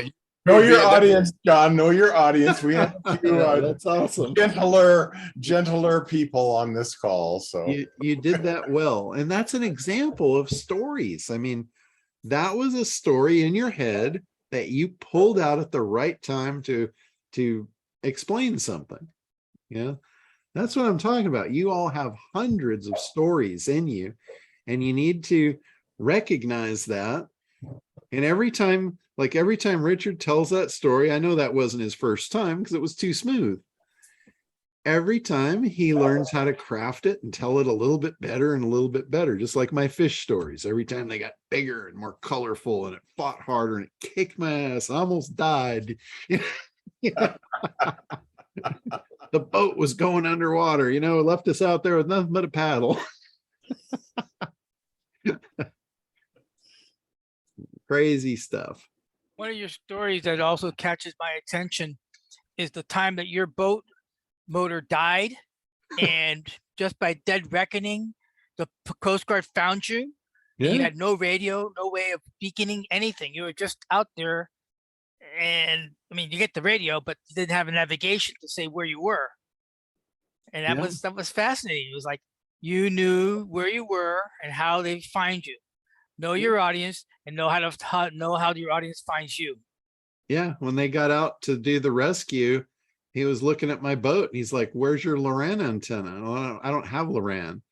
He's like, "Did you use a radio direction finder?" I go, "No, I don't have one of those either." He goes, "Well, how the hell did you know where you were? Because you gave us the coordinates within 100 yards. And we're talking about 50 miles offshore." And I'm like, "I don't go anywhere without knowing where I am." And that just blew their mind. So that's basically the story Gregory is talking about. All right. Anything else before we wrap up here? Before we get to Richard's final hoorah, Roger. Yeah, I messaged you, John, that I had some funnel questions as well. So Okay. let's hit Richard, see what he has in Kartra. Sorry, Richard. Okay. See what he has in Kartra, and then Then we'll I'm wrap going to up ask you a with couple of funnel questions as well. Okay. Funnel software, so it's relevant. Okay. Gotcha. Richard, you got the floor. Yeah. Yay. Well, I guess I'm having some real problems with Kartra. And when I shared my screen last time and you walked me through it, that worked quite well. And what I'd like to do is, if we may do that again, I'd like to do that again and show you, because I think if we answer one or two of them, the rest of them I can probably get with. But Okay. I guess I tried to put these in order of the one question that would answer the most questions and then on down. But there is one we can get off the plate real quickly. This is the third week where we're still waiting for the email to sign up for Zoom. I really need Zoom now. I'm at the point where I really need it, because as soon as we get these buttons fixed, I'm going to be needing to set appointments, and I don't want to do phone calls. I want to do Zoom calls. Gotcha. Okay. Yeah, I can get that for you. I'll call them right after the call and see if they've got the link ready. If they don't, I'll just send you through their link. Oh, okay. I mean, it's not a big deal. I get $1 a month off the commission, so it's not a big deal. Well, originally I liked the idea of some business owners don't do Zoom or whatever, and so you use a phone call rather than Zoom because Zoom's more. And I realized, no, I'm going to use Zoom as a filter. If the guy's not up to speed enough to do Zoom, I don't think I want to have to do the rest of the education process. Yeah, that's a qualifier. That's a qualifier. Yeah. So if you're ready to see my screen. Yeah, go ahead, share. It's a great qualifier, Richard, while you're doing that, because that's what I do. If the client's not willing to be on camera, I can't help them with content. I love that idea. Yeah. Okay, I think record. You should be able to share your screen there. Yeah, okay. I'm trying to make sure that I'm recording this because I may turn my, there we go. There's that. Okay. I'll get this small. And are you seeing my screen? It doesn't look, oh, there it is. Yep. Maybe you are. Okay. You Yeah. got it. Okay. Move that out of the way. All right. The first thing I realized was that when we go to these pages, this button is not supposed to just go to the PDF. It's supposed to be a pop-up. And when I did that, I realized that this does not look like Kartra or any place else. So I don't even know where these things are hosted. So I need to move these. Yeah, that's basically their cloud storage. That's just a link to where the file exists in the cloud. So they're already on Kartra then? Yes. Ah, okay. Well, that's helpful because the first thing I wanted to do was go in here and set this up. So I was going to edit this one because I was going to turn this. I'll open it for editing. So when they click the button, are you looking for them to opt in for it? Yeah. Well, the first thing I want to do, this is, you got to get the little tiny pieces right before you can do the bigger pieces. And so if I'm loading the page builder here, and because we're streaming, it's taking time. Okay, so I want to edit this text. And the first thing it does is it hides the buttons. So I can't see the buttons, but if I guess based on the other ones, I think, come on, I think that one says edit text. Okay, I'm gonna edit the text. And so there I get that. And that won't get out of the, how do I edit the text with that in the way? It won't move. Okay, so the easiest way I've seen to do this, and this is a problem just with the GUI interface. If you go to the right of that black bar, there's a red dot. There's a red bar where? Go to the right side. See the red? Click Yeah. that. Yeah. And then hit the pencil button. Yeah. That And opens configuration. Yeah, and then just temporarily go into the padding and pad the top and the bottom by 100 or 200. Where's padding? What's padding? So you're right there. You're on the top padding. So slide the slider to the right. Just slide it to the right all the way. Okay. Okay, and then hit the bottom padding. It's not staying put. Where's? And then the bottom padding is the third button. All I see is padding. Yes, and then there's three. And what's this? What's at this? the top. See how it's at the top? The bars at the top. That's top. Okay. Okay. And then bottom padding is the third one. So click that, one here. slide that over. Okay. Now apply. And that's going to give you a big black box. Hit apply. Now edit your text. So I close that and now I can go in here and say edit text and it'll show up and I can do that. Okay, Hit the great. T. Okay, I that part I can figure out. The next thing is, and then when you're done, you just put it back. yeah, I'll skip the spots that are obvious. How do I change this link? Hit the edit, the pencil button. And then the link bar. Okay, because the link bar doesn't always show up. There we go. Now we have the problem, the other problem that I have. Okay. Here's the pop-up, and it's got a pop-up there, and we'll do the pop-up. How do I configure the button? There's no place that I can find to configure the button. Okay, well, that's a form. That's not really a button. That's a form. So if you click on the edit, if you click on the edit there, you'll see which form it is. It's the big lie form. So what you would do if you want to edit that form, you would go over to the forms. See on the left-hand side, you've got forms. Or actually, you have to get out of here. You have to get out of pages. Okay, so I don't even do any. I don't edit the form and the pop-up in the form and the pop-up where it is. Okay, save the problems. You have to edit the form in the forms in Kartra. So if you go back to forms on the left, and then go to the big lie form. Okay.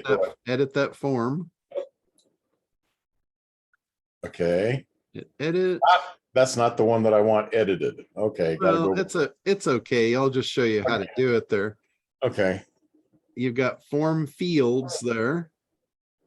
Okay. And then hit save and next. I don't need to see what those are. Okay, save and next. It's just email right now, but you could add fields in there. And then hit next. This is the download here. This is the page that you're going to send them to download. Or in this case, you're just sending them right to the PDF. After the form, yeah. And so when they've hit the submit, the form is going to go right to the PDF instead of going to a page where they can click to download it, which is fine.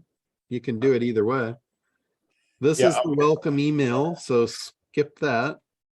Basically, you're going over to the form design button. Okay, form design. Yeah. We're going to change that. Yeah, and change that. See here, you're using a Kartra form. So if you wanted to change this to be like a third-party form, you would, change it here, but I'm in Kartra. How do this one looks more like it than these two, so I'm guessing this is the one that I'm using. Yes. How do I know which one I'm actually currently using? It doesn't show me here. It's not telling me which one I'm currently using. Gotcha. Okay. So that is going to be, where is that? Okay, that is back over in the pages part. But this is where, like, if you want a third party form, you would change it in here. You could actually edit the look and feel of that. Okay, I really would like to get back into the one that we're actually, because Okay. I don't need to do anything. Go back to my forms here, right? And just Yeah. So just go back. trying to do to- here. The form, well, it's not showing me the form here, No, that is the one. It was called Big Lie. but that's not, no, that was not the one that I was doing. The one I was trying to do was pages. So go Right. back to pages, but the form that was on that page was the Big Lie form. Well, I cloned this because I wanted to change these two into the other document. So what I'm really looking at, and so if this page is a valid page and it's in Kartra, I'm not going to worry about it because that'll do. What I need to be able to do is when I hit this button on this page, I don't want it to go to that document. I don't want it to go there. I want this to be a pop-up so For the that form. I capture their email for giving them this. Yeah. So instead of a button, you put a form there. Okay, so how do I do that? That's what I thought I needed to be in pages, right? You do. Yeah. You need to be back in pages. I didn't quite get what you were trying to do. So Yeah, the one I'm trying to, actually, the one that I'm trying to do is, where is the SEO, not the one, SEO boost page. Okay, that one. Edit the page. We're doing the SEO boost page.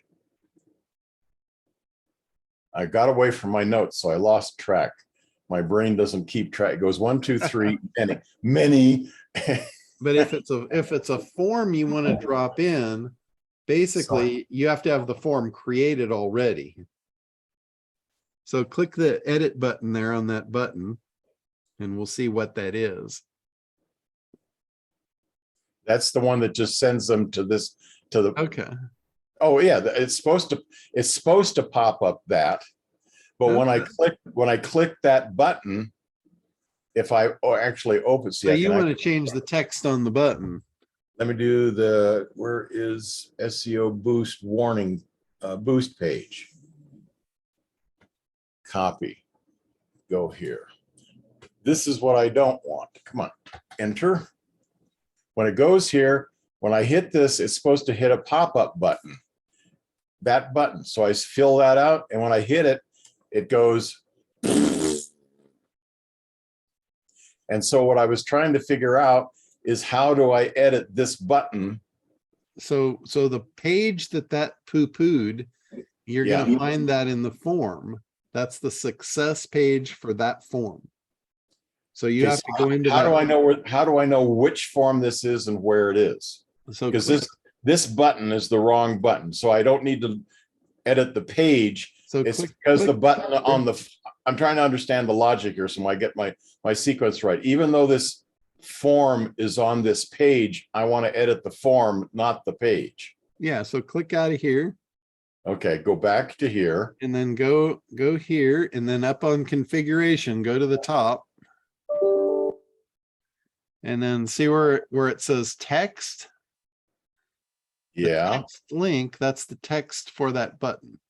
So yeah. if you wanted to change the text, that's where you would change it. I don't want to change the text. I want to change the hyperlink on that button to take it to that other, to take it to the warning. Hit the link and you'll see the form that it's attached to, because you can't change the hyperlink here since this is a form. Well, that's So what I'm saying. That's what I was saying is that the form is incorrect, not the page. Yes, So and that's I where wanna- we just were. So I got to back out of Success here, go back to the forms, on form. Oh, thank you. Go to the form. Best, I want to go for SEO qualification. That sounds like the form. Okay. We're going to edit that form. Yeah. Okay. See if you qualify. Now this should tell me some, Save. I gotta Save go all the way next. over. I'm trying to get to here, right? No, you just one click over, you're gonna be at confirmation. There's your success page. So that page is a wrong URL. Oh, So okay. change that success page to one that actually exists. That's this one. Now save. I gotta change it first. Oh, Okay. this is where it wants to tell me I'm gonna go to the Kartra page and I Yeah, want to go to the where's SEO boost warning. That's the page I want it to go to. Okay. Save and exit. Now I just go boom. We're just trying to test the one thing here. So we're going to go back over here to see if you qualify, refresh. qualify button, fill that out. There we go. And now that's supposed to take me to the page. I continue, and as a test, when it does that, now it's supposed to go to the calendar so they can book the call about all that stuff. Okay, and they did that, and we did that, and they're going to answer their questions. Yeah, so it looks like you got it dialed in. Well, let's hope so, because there's two more big questions. They got that. Instead, I think, okay, yay, that one's finally working correctly. Wonderful. Check one off the list. Okay, now. That was a piece of cake. Yeah, well, I'm glad it's recorded so we can go back and watch it. So, Hey, Richard, huh? I What? just wanted to comment. Did you really want your times available to say 2 a.m.? No, that's some screw up in the calendar. I can go to the calendar and I think I can muddle my way through that. The one of the other things that was then over here was when we were doing on the pages. Well, let me ask a bigger question first. Is there a way to white label Kartra? Every time I turn around, some place is saying powered by Kartra, not powered by me, and the emails are coming from Kartra. And those were the two things: is how do you white label Kartra, and how to use an email that's not a Kartra email? Because I wrote and I asked about a. I believe that's a compliancy thing where they have to have that on there. It's like if you use Constant Contact, there's no way to pull that off for compliance issues. I can ask them about that and see if there's a way around it, but currently I'm not aware of one. Okay, well, because it's not Go High Level, because Go High Level is a whole different critter, but you can totally that one comes totally white labeled to begin with. There's no place anywhere where it gives you any indication that it's Go High Level. And yeah, that's by design. These guys may not be concerned with compliance either. That's because of the way they're doing it. Yeah, I get that. Okay, so the I have to remember how I got there. Where am I going? I was going to which page? Like I said, my brain's just gone into a whirl. Where do I send? How do I get to the emails when I want to send an email? In other words, they've on the. I guess it's got to be calendars. Yes, calendars. That's where it is. My personal. Where is the one I want? What kind of email do you want to send? Because it's not going to be in calendars. There's two ways to send that it. is. Yeah, it's going to be because if you go to the consultation call, if I'm editing this, I think this is the one where there's the problem. There's confirmation emails. Correct. Okay. So double booking, go do that. Registration, do that. Success, confirmation. Yeah, that's where you can send a confirmation email. Yeah. Redirect. Now, why is it saying? Oh, that's the success page. Never mind. Okay.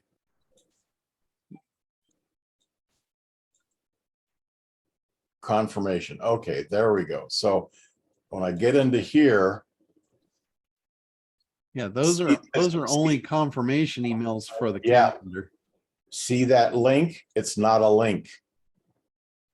I was doing a whole bunch of these, so rather than trying to copy and paste and check the spelling on half a dozen or a dozen of these things, I did the copy and paste. So I had all this sort of stuff. But when I copy and pasted, it lost that link. If I save this Oh.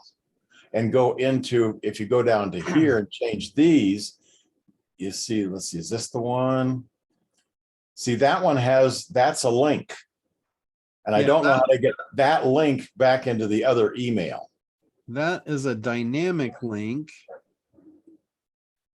And we'll have to do this offline because you keep moving stuff before I can tell you what to do. So, I'm sorry, I went back to where we want the link to land.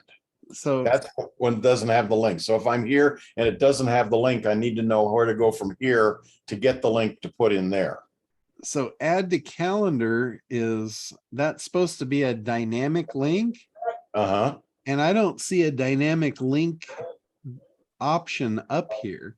I So didn't you might either. have pulled that out of some other calendar link that's not compatible with this, or I'm not sure. No. where that This is, these two pages are identical. That was the question, is that I would have thought it would have been up here, but it wasn't. And in the other one, the other page looks exactly like this page, except that works? huh? And it works. The It other was, page? it was there. See, this one I copy and pasted the link. Yeah, so copied when and you pasted- copied it, you copied just the text. You didn't copy the link that was attached to it. Yeah, You would need to go back and highlight the link and then click the link button to see what the actual link was. And then you come back here and just manually add that link to that. okay. Text. How do I add that, add a link here? Because if that's the thing I need to add the link to, how do I add the Well, link to that? In the bottom row of the toolbar, right in the middle, there's a little sidewards link button. Where? In the bottom row of the toolbar, you have two toolbars at the top. Oh, here. Yeah, right there. That's your link button. Oh, okay. So That'll there add I the go. link to the text. And that should be not set, frame, pop-up window, parent window. Those are my only choices, right? Yeah, and in email, it's really you're just going to use no set. No set. Yeah, Okay. yeah, And because you're what- not trying to target the link. You're just. Oh, I giving put the whatever the link is, I put that link in there. I can go to the other email, find out what the link is, and then put that link in there. Correct, because it's my assumption you copied the text, but you didn't copy the link. Correct. So the It didn't- link is it- hyperformatted. Yeah, it was one too many things of all the stuff I was trying to remember to do to get the spelling right and get all the Yeah, copyright and all that stuff. I forgot that. But if I just go back to that other email and because if I go that and I go down here to one of these emails, that's got the actual link in it. I can go here and then I can, well, that one didn't do it. Okay, so it must have been the other one that I just edited. Come on. yeah. Find You the just, you just have to find the live one. There we go. So I do that. Now, how do I check? I go So here, highlight it, highlight that. highlight the link, and then go up and click on the link button, and it'll give you the link. Calendar generate. Okay, so I will do that link And there. then see the protocol. Notice the protocol is other. So it's not HTTP. It's other. Okay, it's other, and the target here is still no set. So that was what you said before. Yeah. So I saved this one, and now I should be able to go back over to, go back up to here. Oops, wrong one. Go to this one. Do that. Get the link, set that to other, grab my link over here, put it in there. The target here should be now set, and so that's okay. And now There we go. And when I come back in to check it again, it's a hyperlink. Yay. Okay. That was it. That was your only problem. You were just copying the text and it wasn't carrying the formatting. Yes. Okay, so that's on. Save that one. That's okay. Save that, and I get to the end, and we're all good to go here. Okay. Yay. All right, so the white labeling thing was something else we'll have to do later. We got the link, we got the thing, Roger, and do you want to add something, Roger? Or you're muted there. Thank you. I said, no, not, if Richard is winding down, I wanted to ask a couple of questions about funnel yeah, software. Roger has had his place in line here. I think with this, I can muddle my way through the rest of it. Oh, that was the last thing, is that with the where do you set up? Okay, that's what it was. My integrations, there it goes. And I want to go here to mail. And these are their only choices. I can't set up a Microsoft, according to them, they sent me an email, it was very long-winded, lots of text, very confusing. But the bottom line was that the only thing that I can do here is that's the only edit. There's no place to add SMTP. Now, can I send this from how does it know if I put, one of my other emails in there, how does it know how to get to the email to send an email? You're using their SMTP if you're using Kartra mail. Yeah, but I can't, I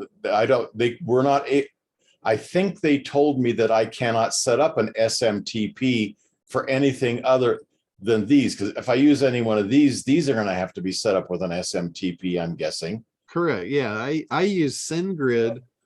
So if I'm sending just to people like that are customers and stuff inside Kartra that I'm always used to sending to, I just use the Kartra mail because it works really well.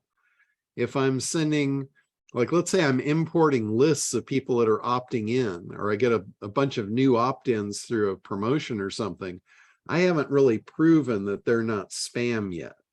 So I'll use the SendGrid to protect my Kartra account. And I'll use SendGrid to communicate with them until I get other tags on them so I know they're good customers or good prospects. And that's all done from inside SendGrid, not here, correct? Yeah, you set up a SendGrid account and then you just hook your API connection to it. Now I know the question to ask. How does it know that it's using that URL? How does it know to find rp2.me? It has to know how to find that somewhere. That's just, they're using a masked thing to send through their mail account. So they're not really using that to send the mail. They're using Kartra to send the mail. That's just the sent from and the reply to. So I could put. Can't you put your email in there? Yeah, you can put whatever you want in there. Because that's where I put mine. Yeah. Yeah, he just uses the mail called Kartra at RP2. That's his domain. Well, that's because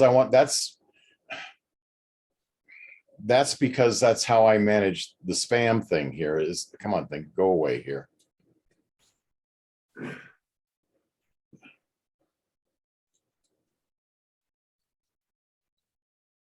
Just 1 second.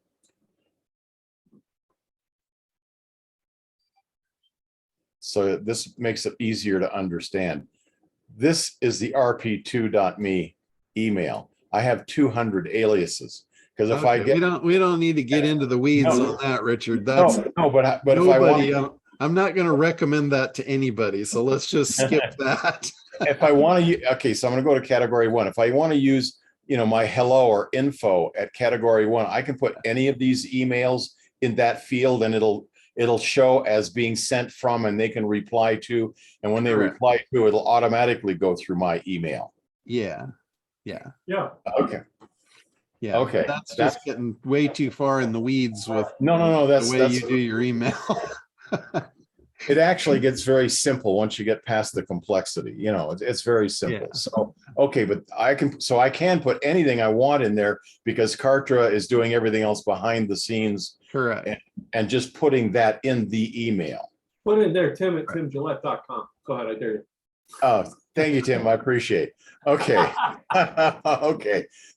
That answers all my questions. Jump on with Roger. I appreciate it. Thank you, John. That got That me was a through. good walkthrough for us, so, Richard. I was glad you had that because showing the, showing, you know what I mean, showing the things that you're struggling with, their frustration, and having John walk you through it. That was great. Yeah, well, he saved my biscuits on a previous call this week doing some other. You can basic broadcast live stuff. on YouTube. Say again? That means I'm not gonna be on camera. Oh, I unmuted because I was up next and Michelle started talking. I'm sorry about that. Sorry about that. All right, Roger, you got the floor. Yeah, Roger, would you tell us one thing, secret thing? Where I bought the same camera you bought and tried to do the same thing I did where I can look at my screen and have the camera think I'm looking at it over here. And I don't know how you're doing that because you say that you're looking at the center of your screen, but the camera is actually above your screen. I don't know how you're doing that. I've not been able to find anybody. Sweetheart, are you still on? Can you jump back in for just a second? Sure. I'm about to show you, hopefully. Michelle just signed off. I get it. She has a 1 p.m. So I have to get her on in the 2 minutes It's 3 before. p.m. here. I'm good. Yeah. I'll be late to that. I don't care. So she'll jump in. All right. So if she has actually grab your camera, lift it up. We'll do this carefully because there might be things. All right. I bought online. I don't know if you can see this. Oh, I see This it. is a We're looking at you. stand for We're looking at you. brochures. Look at hers, not his. So Oh, there I it is. Oh, put- there. Okay. Yeah, look at hers. Sorry, good. Yeah. Thank you. So that is a acrylic stand. It came in a pack of 30 and I used one, but it goes up over my monitor. I have a very large 4K 42-inch monitor to do video editing with because Adobe and Resolve, neither one are good at splitting across monitors. So then what I do is I mount with a little screw under here, mount into the 1/4 inch and run my cable up. And then I position, somebody has to be my sacrificial member. I cover Hello. them, but I can see everybody else. And so I can look at my screen and I'm looking right at the camera. Yeah, that makes perfect sense. That would be the only way that I thought it could have been done, but I thought you were doing it with mirrors or something. But that I got a piece of plastic. I got a coat hanger I can bend and accomplish the same thing. So Sounds great. That's pretty cool. Thanks, Michelle, for showing us that. That was awesome. thank you, Michelle, and thank you, Roger. That really solved a big problem. Thank you so much. Now get your question answered. Okay, so we're down to brass tacks.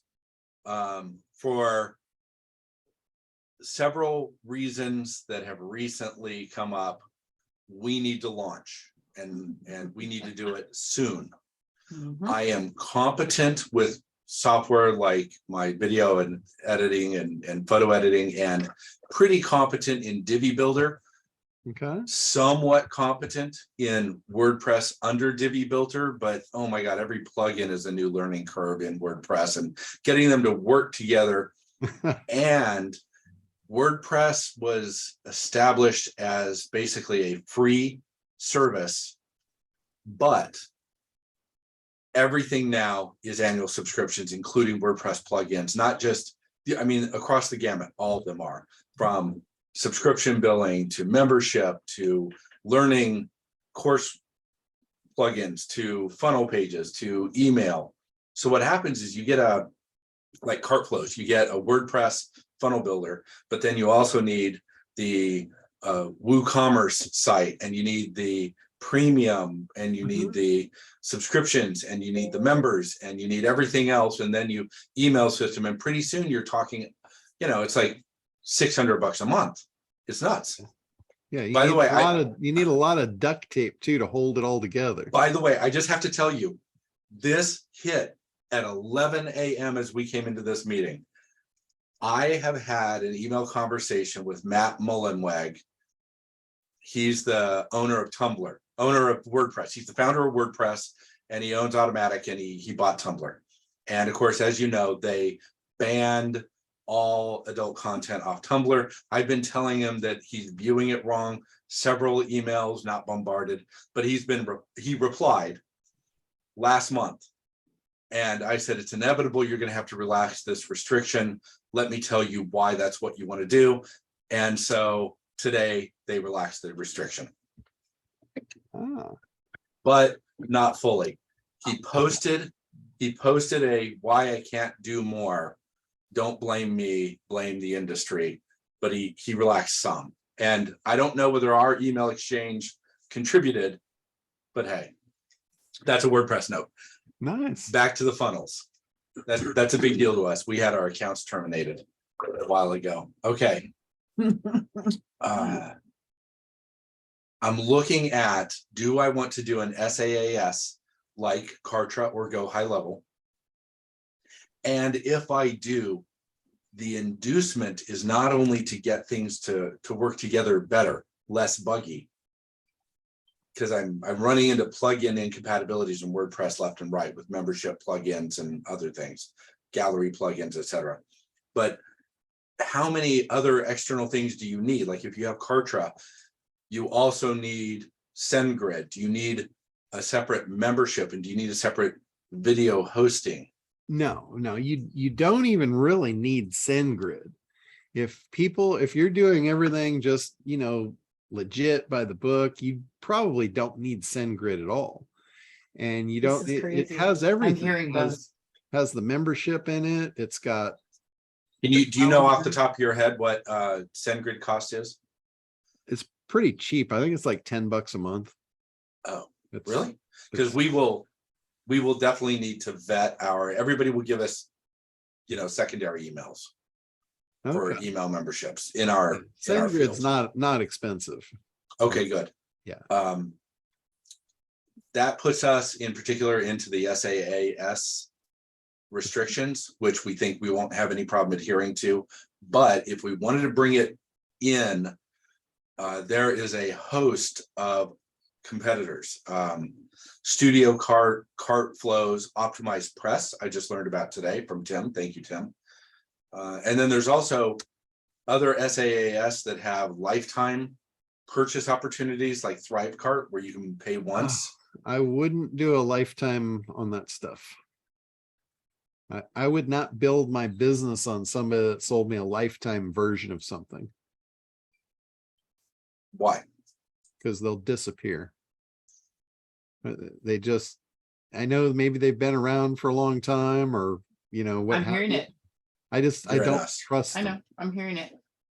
Okay, you don't trust them don't. Because they don't have recurring revenue, and they'll. It's like, why would they support that system unless they've got just a massive churn of new customers coming in? As soon as their revenue goes to where it doesn't make sense, you're done. They have no commitment to you, no allegiance.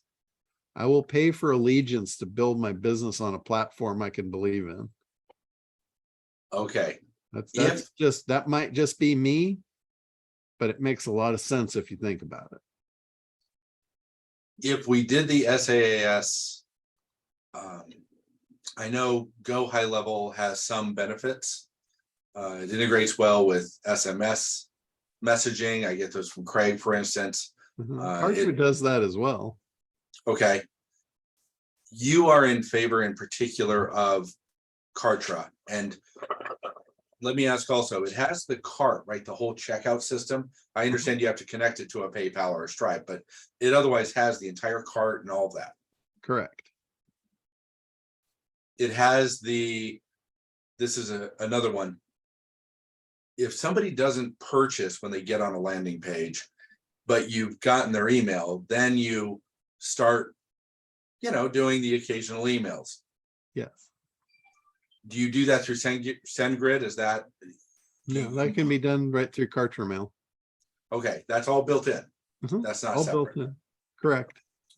Upsells, downsells, bumps, things like that. Yep. The affiliate program built in. Telling you how much to give your affiliates, that's all built in. That's all built in. Lastly, video hosting built in. Tell me what again? Video hosting is built in as well. Okay. Now there is a limit on the the video consumption, like the bandwidth on the videos. Yes. When you're on the lower level plan, there's only so many hours of video consumption. If you go above that, they will charge you for additional bandwidth. But when you go up to the silver plan, like when you outgrow the beginner plan, it's unlimited bandwidth. So it's unlimited video views. And that's only, that's $199 at that level, and you're unlimited for all of that, which that's a deal. How do you get SMS in Kartra? I've seen no place where that shows up. Any place where you can send an email, you choose whether it's email or SMS. Can you do both? You can set two up, but it's one instance of each. Like if you wanted to send an email and an SMS, you would set up two communications. Well, where do you connect the SMS to Kartra, or is it built into Kartra? Oh, Jesus, Richard, come on. No, you just need a phone number. I'm sorry. It says you're muted, Michelle, but she is, but he is not. Just let me know, Michelle, why I'm chafing you. That's awesome. Jumping down too deep in the weeds. If you're going to use SMS, you gotta configure it somewhere. Everything required. What Roger? I'm just hold on, Richard, for a second. We're on Roger's time right now, so you're kind of stepping on him. So just hang on. Well, you asked about. Hang on, Richard. Sorry. Hold your horses. All right, Roger, go ahead. Okay. Membership system. Let's say you do have video courses. You said Kartra has video hosting, but somebody buys your video course. They then have to have some kind of a sign-in so that not everybody can see your videos, right? Only the people that are Correct. Authenticated. So you have to have this membership system. Does it have a membership system, or is that an extra? Built in. Does that membership system translate over to your own website? Because Kartra, I perceive it as landing pages and funnel checkout system. Kartra has, you could run an entire website and a whole thing through Kartra. I wouldn't recommend people can. Yeah, people can. Roger cannot. Yeah, I wouldn't recommend it. What I recommend is you run a WordPress site for your site, and then you integrate Kartra in using Kartra buttons. Like if you want an opt-in, Kartra button on a WordPress site. So how then, if somebody checks out, they purchase your video course, for instance, do you then have that hosted on the Kartra side or on your WordPress side and somehow get to membership authentication over to your WordPress site? How do you integrate the membership coordination? I'm totally don't see the connection. It's just a matter of linking. It's just to a separate membership, to a separate membership thing you have to pay for on your WordPress site. No, all your membership is within Kartra. So when somebody purchases your product, Kartra sends them a welcome email with the login for the Kartra membership site. Now you take that same login URL and you can put that on your WordPress site of click here, members click here to log in. So they'll get the email and it'll be on your website if they forget the email or whatever. Is that how you have your act set up? Mm-hmm. Yep. Where do you host our replays? The replays for most of my stuff is within Kartra. That's a lot of videos. You do a weekly video. Mm-hmm. So they don't hate you yet? So me personally, since I'm too lazy to log into Kartra every week to do that, I just upload my videos to YouTube. And you'll notice the archive for the Dominator Club is a YouTube, basically it's a YouTube channel. I don't really care that other people get to access those and watch those, because most of them contact me and say, how do I get into that? And then it spurs membership for me by allowing them to find it secretly. It's not publicized. It's just kind of a hidden thing, but people do stumble upon it. and I don't care. It's like that thing, I let people think they're taking advantage of me, but then they see I'm putting stuff in the chat for you guys and they're like, I didn't get that. Where do I get that? And Right. it spawns them to come over and join the membership. So I'm perfectly okay doing that and being taken advantage of. But another cool thing about the Kartra membership is it allows up to 4 levels of membership. So you could have a free level of membership where somebody could get in, access it for free, and only get access to certain content. And then if they click on the other content, it can pop up a window that says, sorry, you don't have access. Click here to join that level. It's really cool. This is so fabulous. And you can have up to 4 levels of membership. Like I have the regular ACT membership. And then I have my reseller level membership for people that resell my services. And then I have the ACT apprentice level membership for my ACT apprentices. And each level gets more and more access to stuff inside the program. I don't have to create 4 memberships. I create one, and then they just get access to whatever I want them to have access to inside there. The other thing it will do that's really cool is, let's say you've got a 16-week program. You can have it release the content 1 week at a time, depending on when they sign up. That's a really cool feature. And you also have the system where somebody can correct their credit card info and all that if it doesn't go. I'm looking for just if I have any other. Yeah, inside Kartra, there's an option for self-billing. If you activate self-billing, then it'll give you a URL that you can give to your people to sign in and update their own accounts. And you can check off what you want them to be able to do. Like if you want them to be able to update their credit card information, you can have them be able to unsubscribe automatically. You can have them be able to request a refund and have a refund automatically processed. I don't recommend that one being checked off, but it's in there. If somebody wants a refund, always make them ask for it. It'll reduce your refund level dramatically. If you just open that up, everyone's going to say, if they go into unsubscribe, they're going to say, yeah, refund it too. Right. I wouldn't do that, but it does allow it. Okay, and all of these others that are out there, from the Thrive card, for instance, the Studio card, the WP funnels, Optimized Press, you feel like going with patchwork. If you want to build a quilt, they're awesome, but you are going to have to stitch them all together and maintain them all. Okay, thanks, John. Yeah, That's what I did when I moved to Kartra. I took all the stitch pieces I had for years, Roger, and then I finally put it all in one.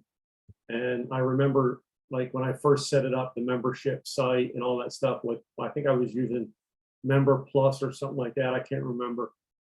That took me like weeks to set up. I moved it all over to Kartra in a day and had it set up. I must confess, Go High Level has a Divi web builder interface for building their email and landing pages. It looks to me on YouTube tutorials, and that appeals to me. I already know how to do it. Seeing the insides of Kartra, it's not quite as refined, but I like the idea of having somebody that can assist also. Yeah. I'm pretty autonomous, but That's the biggest plus about Kartra is how much I get to talk to John every week. John knows it more than I do. All right. And, I've learned quite a bit of it, John, because of you. And it is, to me, it became one of the most interactive systems. And I'm connected to another guy through their Facebook group who created a thing to embed their pages on WordPress. And I like, what I mean? That those connections made it for me with Kartra. And that's why it's one of the best tools I use. So yeah, if you took Kartra away from me right now, I'd probably throw in the towel. Seriously. Yes, yes, be Michelle, like, I can help you with StreamYard implementation. I know how to work StreamYard inside now.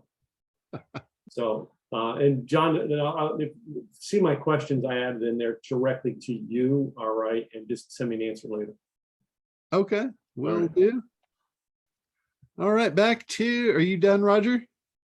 All right, back to Richard. Now you can have the floor. Sorry, Michelle, I apologize. No worries. I'm sorry, Richard. It's okay. It's all good. I'm with you.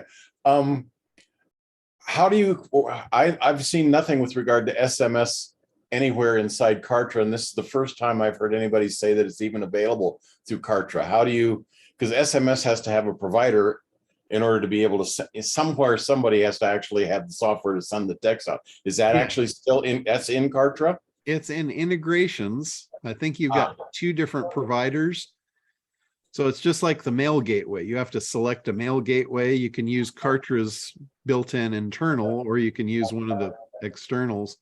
Oh, so in integrations, you pick a provider, but it's when got you go, it's got Twilio. That answers the question. yeah, Twilio is the big one. But when you go into setting up an email, like let's say you go into broadcast, go into communications and broadcast, you'll see that one of the first selections is, do you want to send this as email or SMS?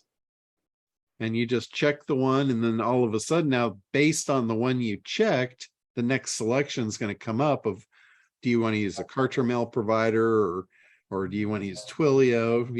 If you checked SMS, and almost everything else is pretty much the same. Oh, that's perfect. I didn't realize it had Twilio for an integration. That answers all the questions. So that's super great. Okay. Yeah. And if there is like say Roger gets into some, specific thing that is for your industry and you want to integrate it, they do have the Zapier integration. So you can integrate anything you want with Kartra. It will pass the values back and forth. I'm not a master of the Zapier, thing yet, but I know it works. I played with it once quite some time ago, and it was fairly intuitive to. We've used Zapier. Yeah. We have a Zap set up now. But what I'm trying to avoid is 1 million different annual subscriptions. Yeah, exactly. Like for me, I do almost everything. There's very few things that I pay for now outside of Kartra. I've gotten rid of like almost everything. I just want to take everybody's temperature one last time if I can. Go high level. Now that Craig switched over to it, I understand that it was at the behest of Todd Westra agency who white labeled it as Moku. But now that we know what it really is, it's available for individual purchase and it is intuitive. Is there anybody that thinks Go High Level is a better option than Kartra? No offense, John. No, none taken. In fact, Richard was going to use it, and I encouraged him because I'm like, I don't know anything about it, and I would love to know. The only thing I know about it is I know their model, and I don't like the model. The model they have, that because they have an unlimited model, and I'm guessing at some point they're still relatively new in the game, that may change. But the thing that right now Kartra is better for me because my wife is a former programmer, so she thinks like a programmer. She knows how to do all that logic and that sort of stuff. And while it may vary from system to system, once you understand their logic sequence, it all falls into place if you have that kind of thing in your brain. And the difference between Kartra and Go High Level is in Kartra, if I want to, like we went in to see those emails, when we're doing the emails, that's all I got to do to set up the email, and it sets up the sequence, it does all that stuff. In Go High Level, you have to go into their workflows, set the trigger, set the first action, set the next. You have to manually set up every single step all the way through it. Now, once it's done, it's done. But you have to have a brain that works enough like a programmer to be able to set all that stuff up individually. She's a programmer. She's going straight to Go High Level because she knows how to do it. I want to get selling shit. So Kartra allows me just to plug it in. Once John helped me get those damn buttons working correctly and Kartra talking to the website, I'm ready to go into business. And I don't need to get into the level of specificity that's required to get Go High Level set up.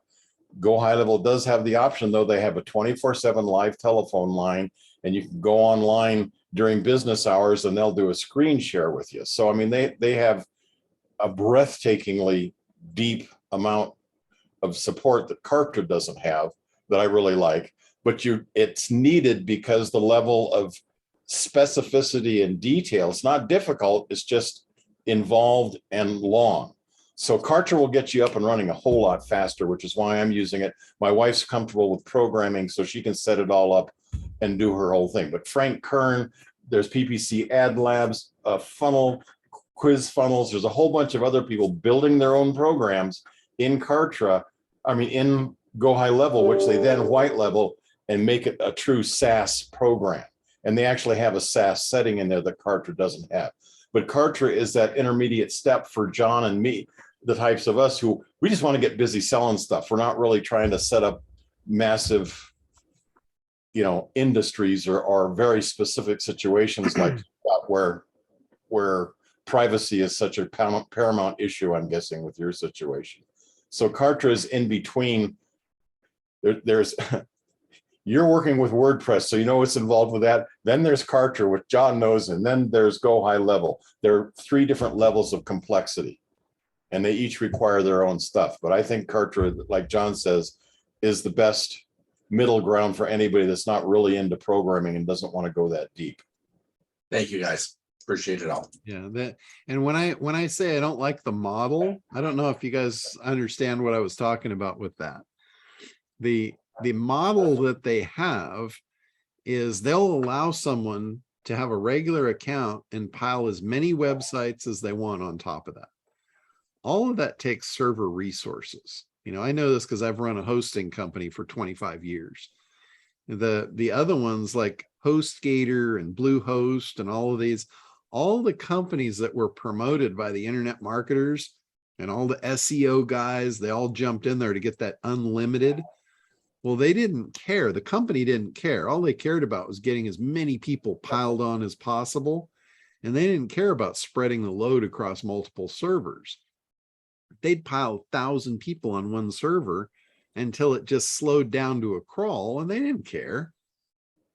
And that's the model that Go High Level is using, and it's the same people pushing it as the people that push the HostGator and the Bluehost and all that. It's a very incestuous, greasy crowd. And, I don't know anything at all about the company, but the model speaks volumes to me. That's what I don't like about the model. So. All right. Well, I think we got everybody dialed in, answered up, and I can't think of anything else. Thank you, John. It was a great first part of the session. I really appreciate your hanging in for 2.5 hours to get all our questions answered. Wow. A real trooper. No problem. No problem. Jeffrey, you and the internet. All right, guys. Well, have a great week and late happy Halloween to you. And don't give if you want to be charitable, give that candy away. It'll do you good. All right, guys. It's a little late. Me too. Have a great week, and we will see you next week. Regular time. Thanks, John. Enjoy us going ashore.